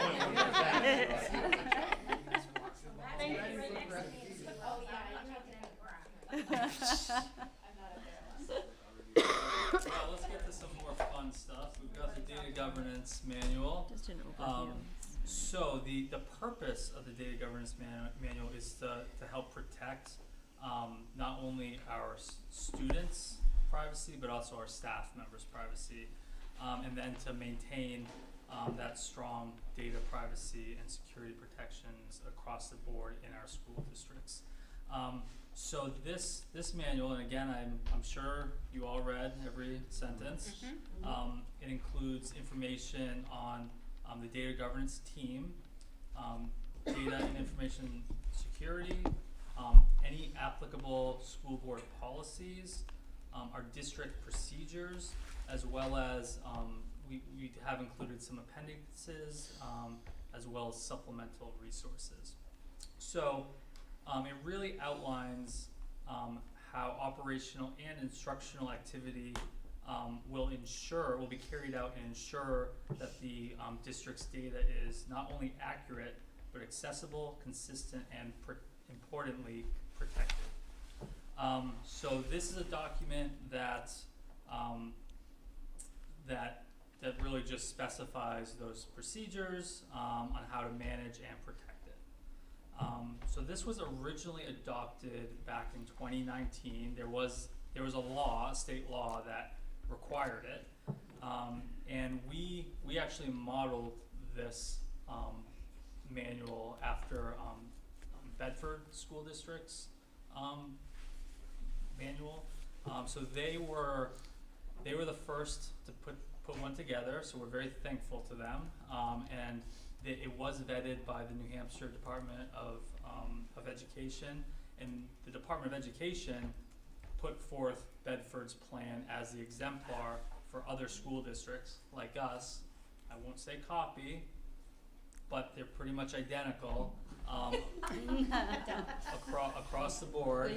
Heavily inspired. I like that. Yeah, that's a good one. We've made all the proper credits and we attributed them. But in any event, really the primary difference between ours and Bedford is that we did add links to all of our current vendor agreements, and that includes the associated policies with all those vendor agreements, and those were all vetted and approved by the New Hampshire Students Data Privacy Consortium, so that's SDPC, to ensure that all of those agreements do comply with state of New Hampshire law.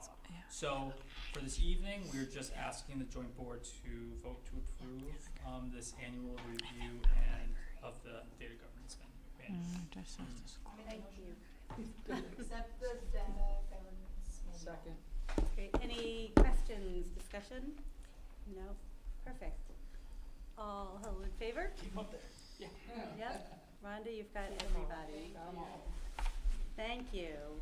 I'm worried about the one person that you don't have. It's going to be real embarrassing. Because we're like, you got everybody. Wait, no, you don't. No, you don't, Leslie. No, you don't. Would you like to jump to the audit questionnaire? Thank you.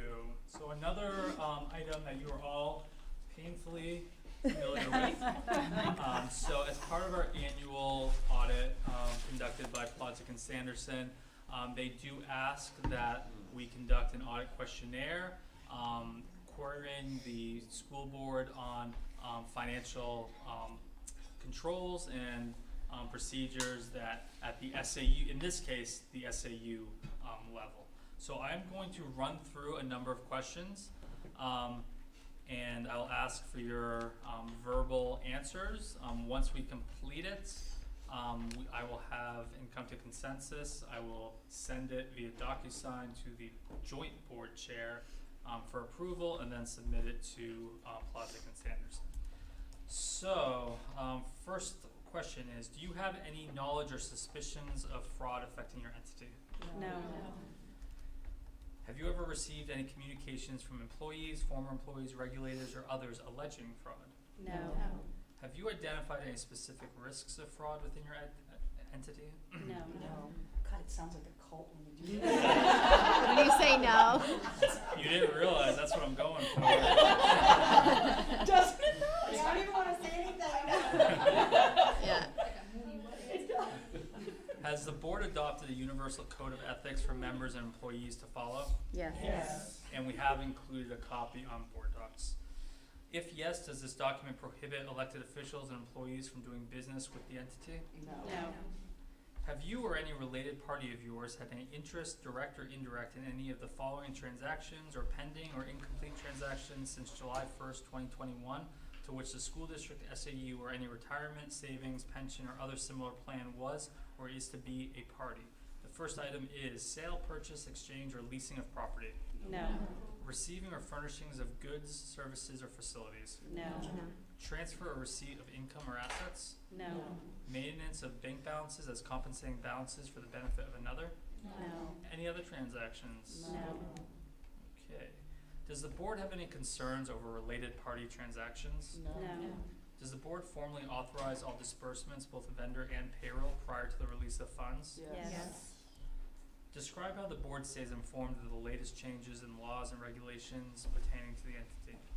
Updates are provided to the superintendent and the SAU office.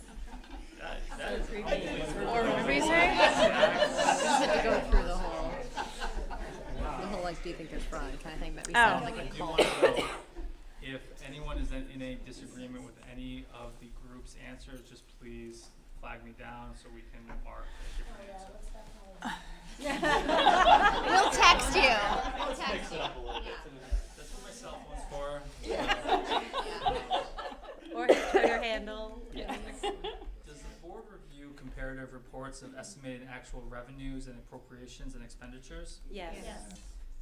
If yes, how often are the reports reviewed? Quarterly. So yes, so that is Often. quarterly at the SAU level.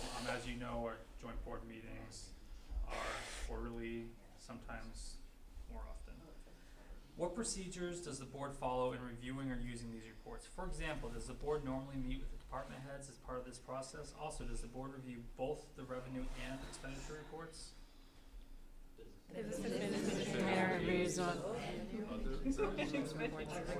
There's a typo in there. There's a typo. Oh. That's good. Typos. Has the board approved a disaster recovery plan in the event of loss or interruption of the IT function? Yes. And there is a copy that is posted on board docs. Is there a written investment policy adopted? Yes. So again, there's a copy on board docs, and that was last reviewed and approved on October 13th of 2021. Next year, that date will be today's dates. Have you adopted the use of either debit or credit cards by employees? Yes. Does the board have knowledge of any funds or bank accounts that are not in the custody of the treasurer? No. Has the board approved a fund balance policy in compliance with GASB 54? Yes. And a copy has been posted to board docs. And finally, does the school district SAU have knowledge of any crowdfunding activities? If so, please indicate what they are, on what website they're maintained, and who is responsible for them. No. Thank you very much. Thank you. Good job. Thank you. Thank you, Matt. Great, and down to finance report while you're on a roll. Do you need a quick break? Are you good? Water. Water? Water break. Good. I've got my Dunkin'. Okay. Anyone want a cookie? They've been sitting over here for a while. Do that. How many cookies should we have? 7%. Need 7% more cookies. Pass the cookies, send them around. All right. All right, Matt. They need sugar over there. Sounds like Okay, a keep it moving. So we've included both the fiscal year-to-date finance and, revenue and expenditure reports. On the revenue side, you'll see very little revenue. Really all, the bulk of the revenue is the appropriations from each of the districts. However, we do receive indirect administrative revenue through our federal funds programs. On the expenditure side, you will see we are tracking well. On page 1, you'll see our salary administration account is over budget by almost $12,000. That is the staffing change for the assistant superintendent of student services. Then you'll see on page 2, under salary technology, there's $77,000 in available funds, and that's the reduction of the vacancy of that one position that we do not intend to fill. So we will recognize savings for this fiscal year as well as next year's budget. And then if you look at further down on page 2 and into page 3, there's benefits. In our health insurance, there's available balance of $44,000. And again, that reflects those election and staffing changes with the health insurance elections. So not only does it save us money in next year's budget, we recognize it this year as well. So overall, we are tracking well under budget, and hopefully we will have some unreserved fund balance at the end of this fiscal year to be able to roll over and contribute to that total unreserved fund balance. Be happy to answer any questions that you may have on specific line items. Any questions? No. Great. Great job. Thank you Thank so you, much. Matt. Thank you, Matt. I will happily go home. But you can Yes. call Yeah, me. I do. Expect 20 text messages coming your way. What time does it put the do not disturb? Yeah. As he's walking out the Yes, door, right? Matter of fact. Oh, yeah. I would like to jump back up to review and approval of the minutes from the August 18th, 2022 Joint Policy Committee. Becky, just so you know, we held that until you were here. So, Okay. so Becky, Nicole, and Renee were in attendance. I'll make a motion to approve the minutes for the August 18th Joint Board Policy Committee meeting. Thank you. I'll second. Great. All in favor? All 3 hands. Thank you. Okay, down to other, right? We've gone through everything above that. So I asked to have this item on the agenda. I know we still have most of our boards. Are we okay over there? Most of our boards still have a number of new faces, and I think with the sort of inundation that we've been seeing of right to knows and emails and chatter on social media and everything, I just thought it would be helpful to review and have a discussion if people have questions about the roles and responsibilities of board members. New Hampshire SBA does have some really helpful outline of materials on that, talking about what a board member's responsibility is. Really our responsibility is to provide the oversight through policy and direct that oversight to the superintendent to implement the policies that we develop. We have policies within each of our districts on the roles and responsibilities of board members. And I think I wrote down, it's in section B of our individual policies, if you're curious about what that details. But that does talk about the board duties, and it will explain to you sort of really what our purview is and where we have responsibility and duties to take action, and really where that line sort of stops for us. With that, I think it's important for us to revisit sort of what our role is in public communications, you know, both in public comment venues, on emails, as people approach us in our communities. We all have relationships with people in our communities, and they are going to approach us often as an ear, someone that can listen. And I think it's really important to remember that it's not appropriate to represent the voice of your board when you are speaking individually with people. That just as in public comment, how public comment is managed is in a way that we hear what the comments are that come in, but we are not engaging in a dialogue in public comment, because as a board we would not have had an opportunity to discuss and agree upon a decision or a course of action based on public comment. That's why we listen, we hear, we may choose to bring items onto our agenda for further discussion, but it is not directed to be a one-to-one engagement, if that makes sense to everybody.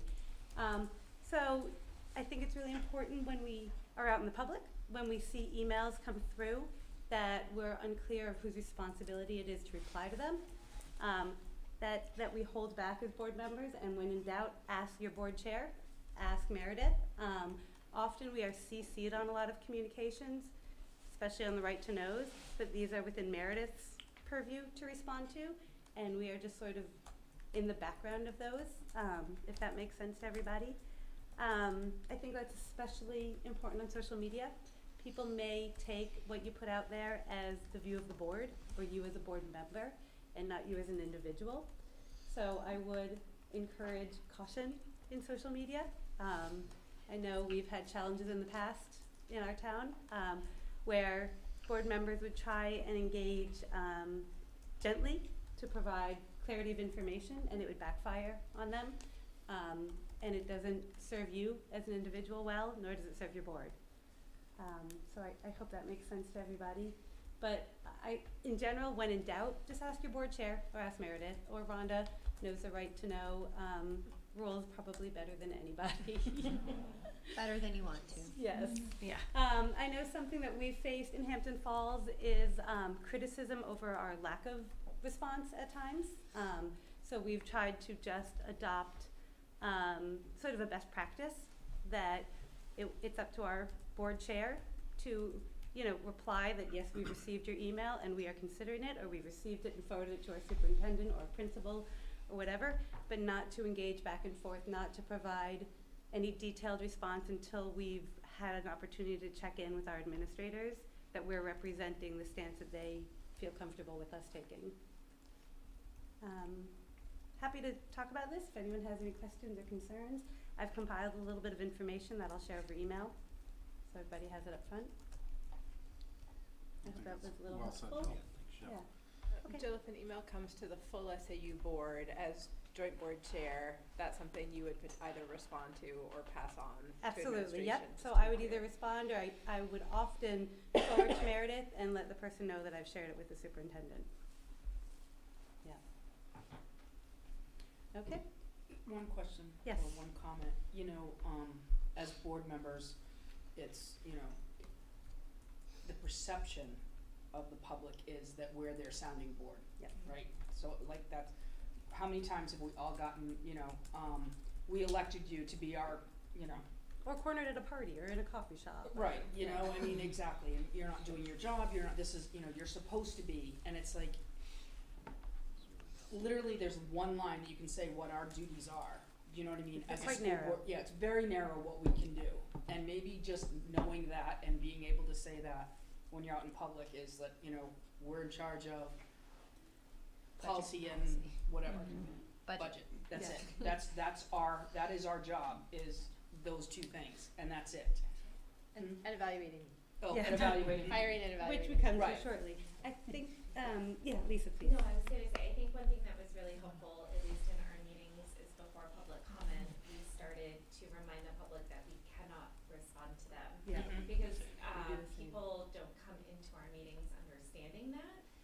so I feel like there were community members who felt like they weren't being heard or responded to, because we weren't physically responding to them as they were out there. So I think that was That's a something great at least reminder. locally that we adopted, to just say, you know, regarding public comment, you know, you can get up, we just can't respond back and forth with you Yeah. regarding the comment, and we appreciate your information or your thoughts. Yeah. Yeah.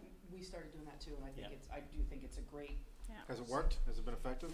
Actually, it has. I mean, because the other thing too is, it's like taking your kid into the grocery store. When you say we're going for 3 things, they're not gonna ask you for everything on the shelf, right? This is our job.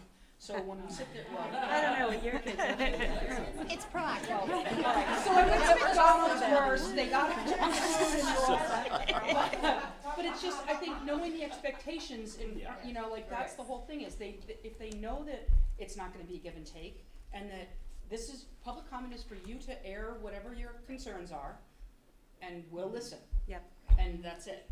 And when they know that, I think we've also seen it too, where when they know there's not gonna be something going back and forth, a lot of them won't come, and they won't stand up. They all come with their notes and ready to go. But it's, That's a good point. yeah, Yep. so. And I've had a lot of people approach me with complaints about, you know, their kid or a staff member, and I say, I'm sorry you're having that trouble, please direct it to the administration. Have you reached out to the principal? That's not within my purview. I can't help you there. Yeah. Yeah. But I think that's the thing, is if we can educate the public as to what we are, do you know, and Yeah. whether that's something that, you know, as we get elected and re-elected and things like that, that it comes out that that's what we're here for. Do you know what I mean? And I think then they'll understand it, maybe. But we are a great resource too. So, Right. you know, it's an opportunity for us to say to your friend or your neighbor, whomever, that if that's important to you, here are the ways that you can, you know, Exactly. have your voice heard in the system. Mhm. Yeah. Right. Giving them a process too, I feel like is Absolutely. helpful, is like, not just like, go to your administrator, it's like, here's your first step, when Yeah. that, if you feel that that's not taken care of, here's your next step, Yeah. if you feel like that doesn't do it, then you Yeah. come to us, because we're in the community. Yeah. We're the first person to come to. Right. When really, we have no control over most things they come to us on, and so if we at least give those other steps, a lot of times it doesn't make it back to us. Right. Well, and you have to be careful if you're ever, sometimes if something rises to a really high level, you need to be a hearing body, or you need to be an impartial body, and if you have involved yourself in steps 1, 2, and 3, you really aren't an impartial and hearing body, yet you're making decisions that have big impacts for people, so that's important too, just to set yourself up for the success that you may need. But I also think there's a, with the board, there's a lot of things that go back and forth with emails and things like that. Those should be, those are meant to be board like, between the boards, not something to be shared with the public that, oh, we got a letter from so-and-so, or this, you know, those kind of things don't get out there. Those are meant to stay confidential, in my mind anyway. It's not I something that should interpret be it the same shared. way. Anything that comes in on our SAU 21, email is not to be public knowledge. Not to public shared is what I'm saying. But So it's not, you're saying that you as individual board members don't have the authority to share it. I They would do agree with fall that. within- That's what I'm But they saying. are covered as public documents under right to know. Right. Though they may be Right. redacted for confidentiality reasons, certain information may be restricted. Right, but I've seen things like on different sites where somebody has shared something that was sent to the board, maybe, not to like all the parents and whatnot. Right. And something like that's been shared and you're like, that's, and when in doubt, ask. yeah. I mean, if you're wondering, I mean, Matt's got a cell phone on his email. Right. Let's ask Matt. I think you all have mine. Yeah, actually, let's text him now and ask. Equally, with the right to know, anything that is shared over email that includes 3 or more board members is public information. Yeah. So if you are having a disagreement with any of your board members, or you're not sure of something and you're bantering back and forth over email, that is all fair game and right to know. Well, it's all fair game and right to know whether it's just between you and one of them. But the It's a- difference is if you've got 3 or more board members on there. violation. that- Oh, it's a quorum. It may be in violation of Yes. the right to know law, Right. because then I it's see. considered a Or meeting public to outside of. notify. Put it out. Because Correct. you weren't discussing that in a public forum Got it. where the public was. So please make sure you have your So are we allowed to discuss with our, like, 3 other, your knowledge? Discussion happens in meetings. in Yeah. meetings. Yeah. You can just put one person Yeah. outside of a meeting, but Yes. you can't have a No. quorum. Right. Yeah. And that's why, you know, we have each other's cell phones. Yeah. And Jason will sometimes call us independently ahead of meetings. It's a little bit more time. But that way he's getting everybody's thoughts ahead of a meeting or on an issue. Yes. So I would caution that if you're calling each individual board member for discussion, that too is in violation of the right to Okay. know and public meeting Phone law. calls. Yes, yes. If you are, if you are having discussion, right, on an item that's gonna come before the board, it's different than calling, to provide information, right? Like, you know, the board's gonna need to vote on, you know, a student matter that's, it's not incorporated, it's not incorporated in your board packet at this These aren't time on. because it's confidential, but I wanna make sure everybody has read their email. If you have any questions, please reach out to the superintendent in advance, right? Sharing information like that is okay. It is, if I am saying, what's your opinion, Christina, and what's your opinion, Kelly, and what do you think, Jen, then I'm still, whether in writing or over the phone, if I'm talking to three of you about an issue, Or prepping it's gonna a come decision. before the board, it is in violation of the I public don't- meeting law. But clearly, if there's I don't totally people on the understand that, board but- that are, feel the need to discuss something, then it's probably best that there is a public meeting and it does get discussed Yeah. Correct. versus I guess I was thinking of it more as like, not addressing it at all. yeah. Right. Yeah. But I you're was thinking of still- it more as educational, informational. If it's Then- informational, right, if I am saying, you know, Yeah. here's the packet, or this wasn't in the packet originally, but we've Right. just added something to the packet for Tuesday, please make sure you take a Right, look we're and adding reach this out if you item have to the agenda. questions. Right, informational is okay, discussion is not. So I have a Thank you question. for the clarification. Does this stuff apply to like the public relations firm too? When you have discussions with them? How does it not escape the same? It won't. I mean, every piece of correspondence I have with anybody Is is subject public. to the right to know law. And every- Anything in writing is subject to right to know. There are some exceptions for, you know, I mean, there are things that can be redacted, right, that protect student and staff confidentiality. There are privacy. certain matters related to, you know, personnel or negotiations or those pieces that are not subject to disclosure under the law. But essentially, anything I put in writing, I expect could be on the front page of a newspaper and in the right to know request. Which is why those phone Everything I lines are write. so important. Yeah. Draft form, right, so if you have a draft document, right, that the board is trying to finalize, that draft document is not subject to disclosure, but the final document, obviously when you voted on a meeting, would be. So on your PR thing, you're gonna have some drafts back and forth before you come to the final. Right. That's where you. Yeah.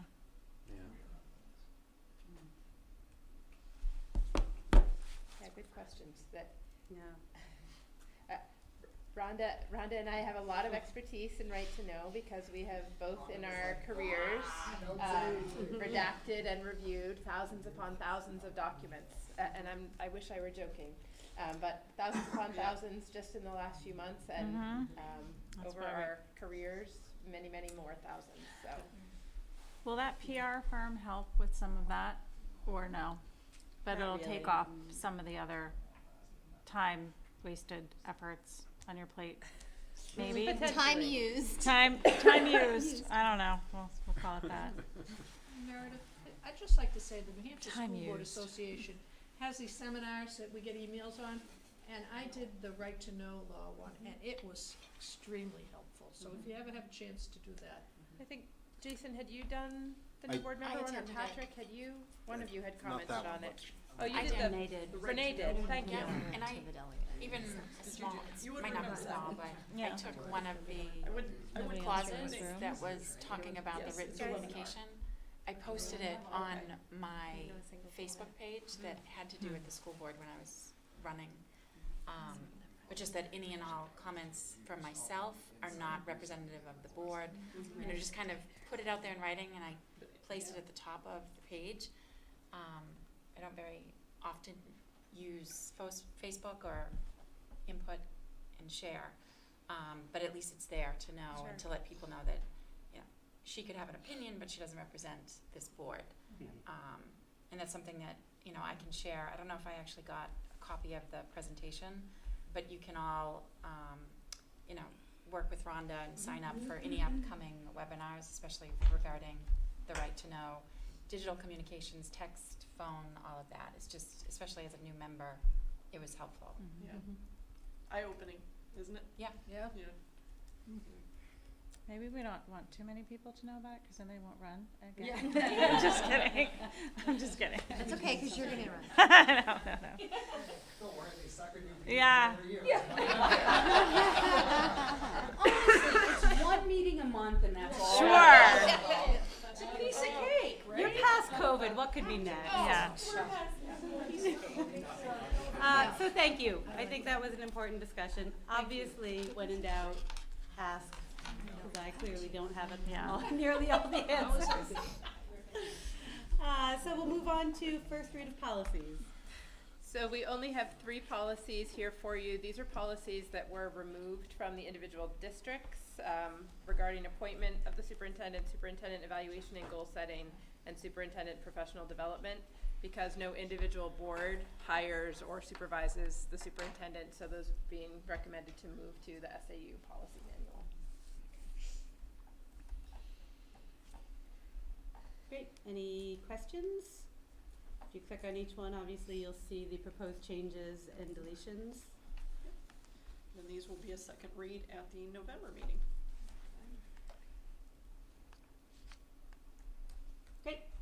Thank you. Anti-discrimination plan, first read. Yes, so just as the data governance plan is legally required, an anti-discrimination plan is legally required. That law went into effect a couple of years ago, before my time here. But I think with the pandemic, it was not the highest priority. So that's something, this is something that Dr. Toomey has worked on with me and with Rhonda, and folks in our office have reviewed. Like the data governance plan, it is based on model plans out of Laconia and Guilford school districts. And essentially it pulls all of our information regarding discrimination in any form into one plan. So whether it's Title IX and sexual harassment related, whether it's discrimination based on race or gender identity, all of those are kind of pulled into one place. So if people are looking for the procedures or reporting steps or protections, it's all available in one plan. And that this is a first read of that plan, but we'll be asking each individual district to adopt this plan, and then it will be posted to websites. Questions? Discussion? Thank you. SAU 21 proposed calendar for 2023-24. Yes, so you will notice there is not a draft. And that is because the law changed for this school year that now school districts are required, all sending school districts, to a career technology education center. In our case, the Seacoast School of Technology in Exeter. All the sending districts have to align their calendars so there are no more than 10 dissimilar days across the calendars of now our 6 sending SAUs. For us, that is Sanborn, Epping, Newmarket, Raymond, Exeter, and what am I missing? Las Vegas. Las Vegas, did you just say Las Vegas? Anyway, 6 of us. So we came together as a superintendent region a couple of weeks ago to look at our calendars, and all of us had mock-ups of our calendars for next year based on our calendars for this year. We had 27 dissimilar instructional days when we started. We have reduced that to 11 or 12, depending on what happens in one of the districts. And we just shared that draft with our associations today or yesterday, because we have a meet and confer requirement with them. So we expect to have a draft for you at the November meeting, and then to have calendar adopted in January. If we are not below 10, there is a provision within the law that allows you, if you've shown good faith effort to reduce the number of dissimilar days, to request a waiver from the Department of Education. So we believe that even if we are still a little above 10, but in that 10 to 12 to, say worst case 15 range, that we should be eligible for a waiver for the upcoming year. We may wind up not not requiring that. But you can imagine across 6 districts, right, who have transition dates for their high school teachers, or who have, you know, contractual days built into their calendar that they have to have, you know, a certain Friday off.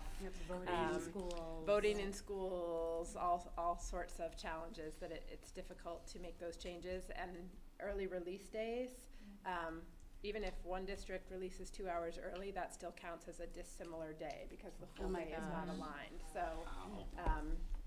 we've done.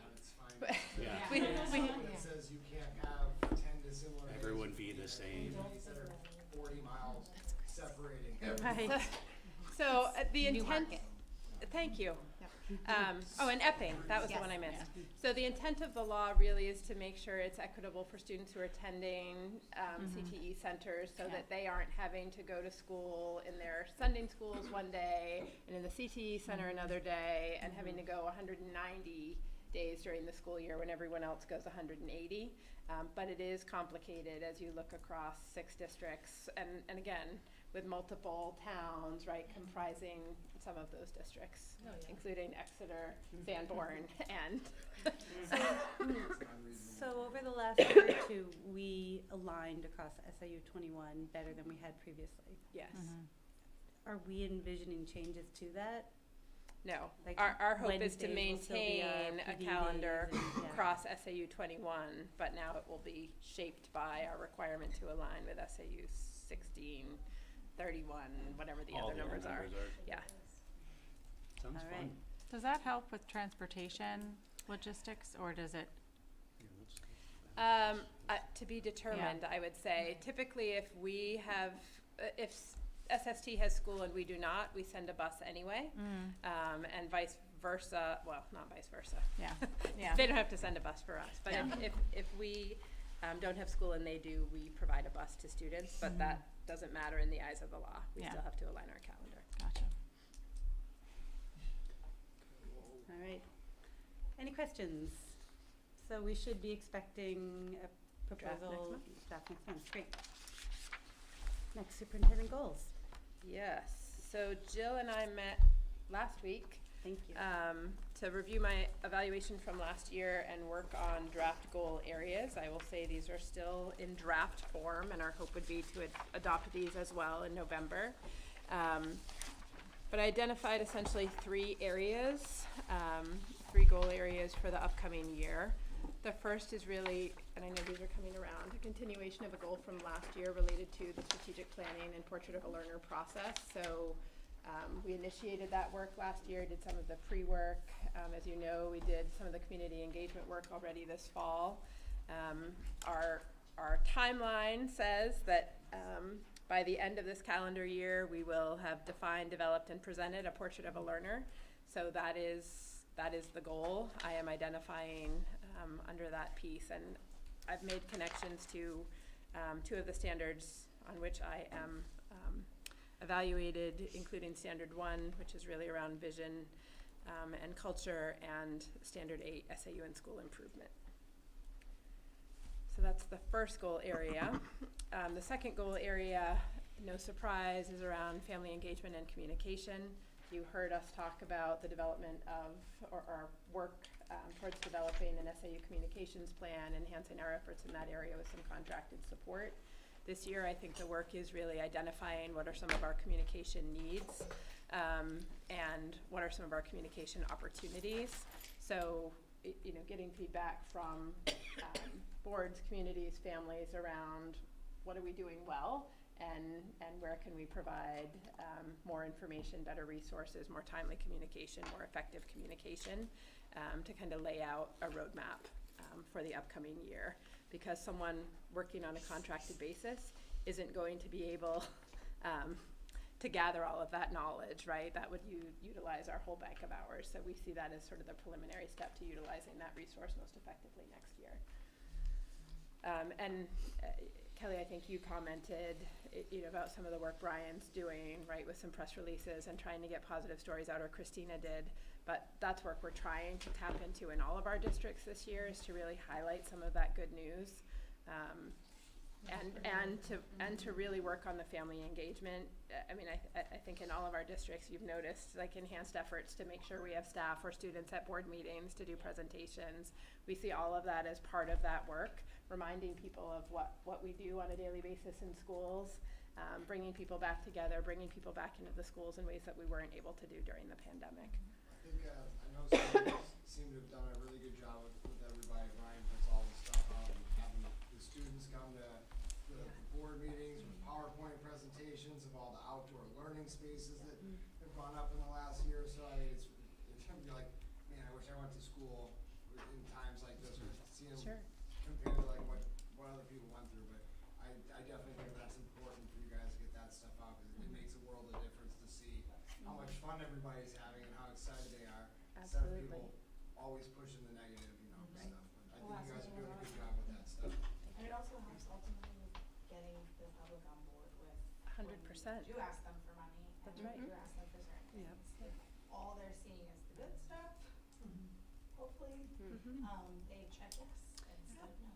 Do you find it's getting to your larger community, or? Yes, because they're doing a better job of, so Brian is our elementary school principal. He is awesome. He's been reaching out to, the Hampton Union and places like that to highlight specific things that we've done in the school. So that goes out to, multiple communities, but also, we have one of our teachers is running our Facebook page, our elementary school Facebook page, and she's been really great about posting about outdoor learning, about different activities that they're doing in gym class and this and that, and showing pictures, and she has a good handle on all the photo stuff about who's a yes and who's a no for, displaying those things, but I think it's been way more positive. It just seems like the newsletters that come out or whatnot always has like an attachment of pictures of the kids actually doing it. It's, I think, gone a long way, because I know a lot of the parents seem way happier this year than they have in the past couple of years. I mean, but Seabrook, I think, It's not the only really, we'll take good it. job of getting all that positive. Very nice. information out. Just pulling it in the morning, people don't have as much road rage and stuff like Yeah. that. It's just kind of like when you pull in the parking lot in the morning, it's like the kids are happy, the parents are happy, and it's totally different. So it's That's good a to whole hear. different That's odd. feeling. Yeah. You're telling me to stop. The third goal is, I'll let him wonder what. I can't tell you what You were talking about this. the third goal is really around supporting our administrative team and growing them as professionals in their work. We have 5 new administrators on our administrative team this year, one at the central office and then within our district level. Some of that work is around their individual goals, but some of it is also around our collective work. So supervision and evaluation, for example, is one of our collective work areas this year. We have multiple meetings with our full administrative team, so all 33 administrators across the SAU will be coming together to do some work around supervision and evaluation, so sharing our observations and getting some critical feedback from peers around your observation feedback, sharing evaluation documents, discussing strategies and I would say practice dilemmas, right? So how do I give feedback to someone who may struggle to hear that, right? Especially if it's somewhat critical feedback. So giving people in real time the opportunity to practice some of those skills, because that's some of our most important work, is growing our educators. So I see my job as lifting my team and doing that work most effectively to move things forward for students. Those are the areas I identified, and if you have feedback, certainly take that and then refine these to a polished set for you for the next meeting. And I would love for us to work together on some measurable outputs under each of those goals, so that you actually have something that you're specifically, Any thoughts, questions? As you digest it, feel free to send feedback anytime. Great, thank you. Sure. Administrative report. Are you presenting this for Mary, I take it? I will, and then just a couple of notes of my own as well. First, hold December 7th as a tentative date for a legislative meeting with our legislators across the region. We have a legislative on December 7th. Jointly with SAU 90. We obviously can't send invitations until after the election when we know for sure who all of our legislative representatives are, but I would ask you as board members, if you're able to attend, to please mark that date. I was asked to share some information about right to know requests. It's come up a few times tonight. Since July 1, we've received 9 right to know requests. Our estimate of person time spent responding to those requests is 191 hours to date. Oh my God. And for July and August, that's about $2,400 in legal fees. So we've not yet received September legal bills for right to know requests. But I think, again, just important for you to have some sense of what that looks like. In previous years, or prior to this year, how many right to know requests would you typically receive? I think last year there were 2, Okay. maybe 3. Maybe. And in previous years, 9 seems very high. Prior to that, with my experience, they were just single digits, you know, were the requests. And there was a time when a specific district was trying to pass a warrant article, and there were a lot of right to know requests about the finances. Okay. You know, finances and communication around the project and things of that nature. That got a little overwhelming, but this is on a different level. This is on a different level. Yeah. Okay. And it seems that they're like very complex, like Yeah. one email for right to know is like 7, 8, 10, 12 different items, so it's, I just wonder who has yeah, time it's for that. crazy. Are those 9, are they all from the same individual? Based on just things that have just come across? They represent 3 individuals. Okay. Do these individuals have any idea as to what the cost of their right to know requests are, how they affect the district as a whole? They don't care. They've not inquired as to that. Just didn't know if any other information was shared with them? Right to know requests of how much it costs to process these? That's a great idea. So this is the answer. 191 people Yeah, that's the hours answer. and Yeah. roughly Now it's $2,400 in legal Right to fees for know July how and much it August. costs to process it, Right to know. As of August, so. And for the legal Yeah. fees, the hours reflect to date. The mayor, there's nothing to be done with the information that they receive from these right to know, correct? Who I mean, knows? they get all this information, they make you do all this work, you pay all this money, but there's nothing that actually stems from it. Well, they'll show up at the board meeting with With some their sort of notebook crafted and- diatribe, and they'll go through that, and you know, you sit and you listen, as you should, and then You're welcome. they'll send you a copy, they'll give you a paper copy, and, you know, you go about your business, so. So to- And do it every week or every You're month. welcome to come visit if you'd like to. No thanks, we're good. We have enough shenanigans of our own. So I just reading the wrong page. So Dr. Toomey did include an update. I know there've been a number of questions raised around pairs. So she just included a little bit of a report around that. We did put out an FAQ document. We have posted the copyrighted version of the survey to our website. We did obtain special permission from them to do that. So that is available on our website along with the frequently asked questions document. And as a reminder, this is an opt-in survey. So any parent has to say yes in order for this to be administered to their child. And it complies, as everything does under our data governance plan, with all of the legal requirements in the state of New Hampshire. That was Matt presented. Correct. Okay. And so anytime we enter into a licensing agreement with anyone that has software that has potentially personally identifiable information in it, it is subject to scrutiny under our data governance plan and procedures in place. So just an update on that. And that concludes my Meredith, do administrative. they have to opt in or opt out? I can't They have remember. to opt in. They have to check a box to say yes and sign a form Yeah. for their child to participate. Great, and any other questions on that? Just a quick Yeah. question, with regard to right to know laws, Meredith, can you, just 30 seconds? Let us know, what governs your responsibility to right to know requests? Is it federal law, state law, or a combination of both? Are there differences?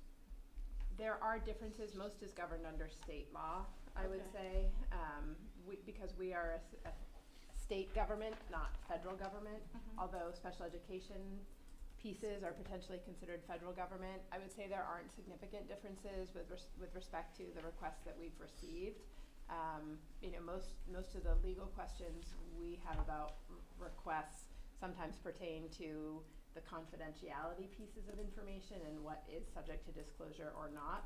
Sometimes it depends on how people word their right to know requests, right? In many cases, there are no documents responsive to, someone asks, a 3-part question.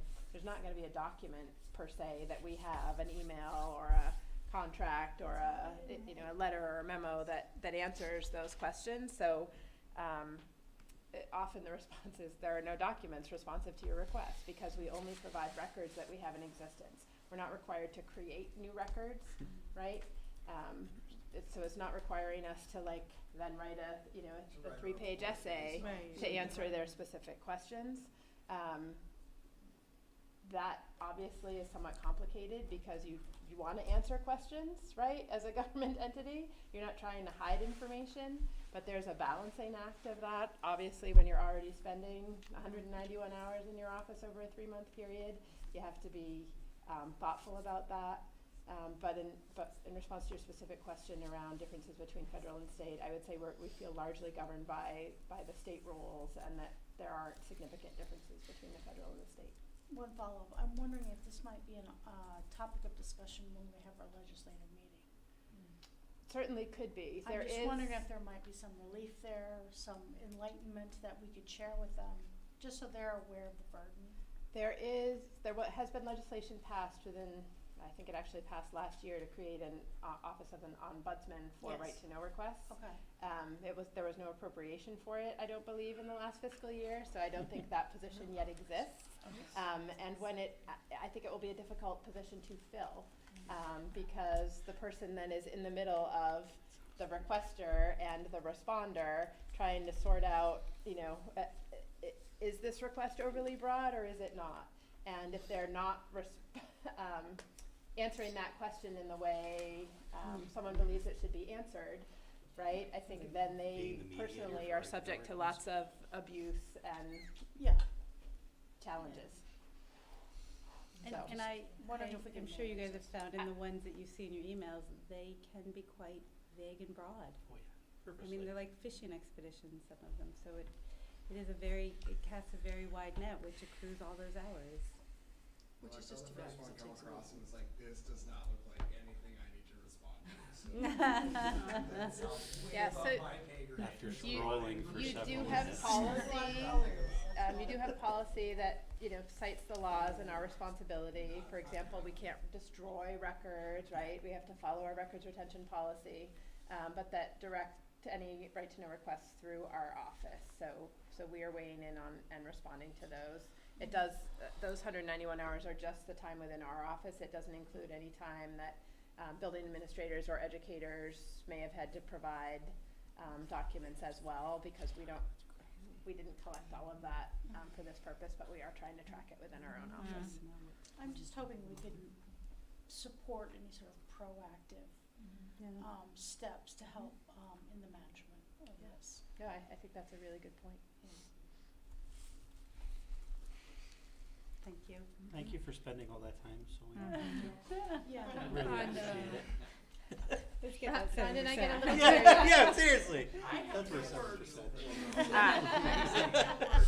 So I'm gonna make a motion that we do spa retreats for Christmas. Yeah. Acknowledgements of Or gifts. LASIK eye surgery, I'm not sure If which you she happen by needs, the so. SAU office sometime, you'll see the stacks of papers and boxes around. It's insane. I'm afraid to say it, but I almost have my Don't. desk closed. We just Mine's got not three. all right. Yeah, yours isn't. Moving on, acknowledgement of gifts. Yes, so we've tried to do this in the individual districts, but we wanted to do it here as well. For our Portrait of a Learner community evening, We had a number of donations from community businesses, so we want to acknowledge Walk the Walk for a $100 gift card, Marky's Lobster Pool for a $25 gift card, Brown's Lobster Pound for a $90 value dinner gift card, the Community Oven for a $25 gift card, Eastman's Docks for 2-day fishing passes with $150 estimated value, the Westover Inn and 1846 Tavern in Westover, Vermont for a 2-night stay and 50% off dinner. And then Winnicott High School provided a swag bag, which is priceless. Yes. So. Very generous. Bipartisan Circuit's really big. I highly recommend anybody going to that event. Yes. They Yeah. hosted that thing, honestly. I know I was there, but it was a really great event. And it wasn't what I expected, but I think it was way better. And I think all of our voices would be valued in that situation, so. And there's a follow-up, right? Thank you. In- There is. Yes, So anybody Yeah. who wants to come to that one would be great. yeah, Okay. I Right. don't know if that email, the second email is if you've already put it. Yeah, we'll have to figure that out, I don't see if know. I it's, think There it's will- if you attended already. Yeah. yeah. So there Okay. will be community feedback opportunities. So yeah, right now, That'd be good. the next stage is basically inviting a few folks to join and broaden our committee, which right now has been largely staff. So we're trying to broaden that to include parents, community members, school board members. And then the next stage will be really to kind of review themes and distill a little bit the feedback that we've received, and then to push that out to everyone we can in our communities electronically to gather some more feedback around, do these resonate, what are we missing, you know, what else should be on this list. Thank you. And it was really nice for those that couldn't attend or didn't, part of it was a visioning exercise to see what are the values and traits we'd like to see our students coming out with and what types of programs might, you know, help enable achieving those traits. And we were all different tables set about with the same questions, and there was a ton of consistency. So it was really cool to see, you know, parents with different age kids at different places in their lives from different communities really had a pretty consistent set of what we'd like to see. I'm sure Dave was a little relieved about that. Well, he was. I expected it. I think he was more surprised by it. But I think, you know, this is work that we did with administrators over the summer, with our faculty coming back to work. Our students are finishing up that process now. They'll wrap up, I think, by the end of next week or by the end of this month. We did the community night, and so then it's sort of pulling those pieces together and then pushing back out, hey, are these the themes that you see here and think reflect the needs of our community and what we want our students to leave with. But kudos to Dave and to you for the, I mean, just the, like you said, the process was flawless in my mind. I thought it was so good. It was really smooth. Mm-hmm. And it was very unique in like the people that we were talking to. Yeah. So lots And of I think great to finally see it. I mean, we've heard this Portrait of a Learner Yeah. for a little while, right? It was great to see it coming out. And I think to be in person too, like, I'm enjoying, like, just being able to go into the buildings and see faces and interact. I had a great experience with the Winnicott parent-teacher conferences, and I was like, I'm so happy to, like, see people and, you know, body languages and just talk. So that, you know, it's just more reason for us to continue sharing positivity. Social media, I feel like I've seen an uptick of some posts on Winnicott Facebook pages that's really, like, gained momentum, but we've also been able to do more activities, so we have more to talk about too. And just like you said, the more positive information out there just celebrates our community and what our schools are doing, and I think that will help maybe attract more families to the area. And just kind of just talking about what we're all doing. Did we I don't know from the Portrait of a Learner, because I wasn't able to attend, but do we have like little snippets? I know you did little interviews ahead of time to kind of prelude what was going on. We did. Okay. I don't know if those are on the website, but I can find out. Yeah. I think the intent was to share them. Yeah. Yeah. But I don't know if they're posted, so I'll check on Okay. that. Thank you. Yeah, yeah, but it's great. It's just another link to put onto our sites to celebrate those efforts, I think, too, so. Yeah.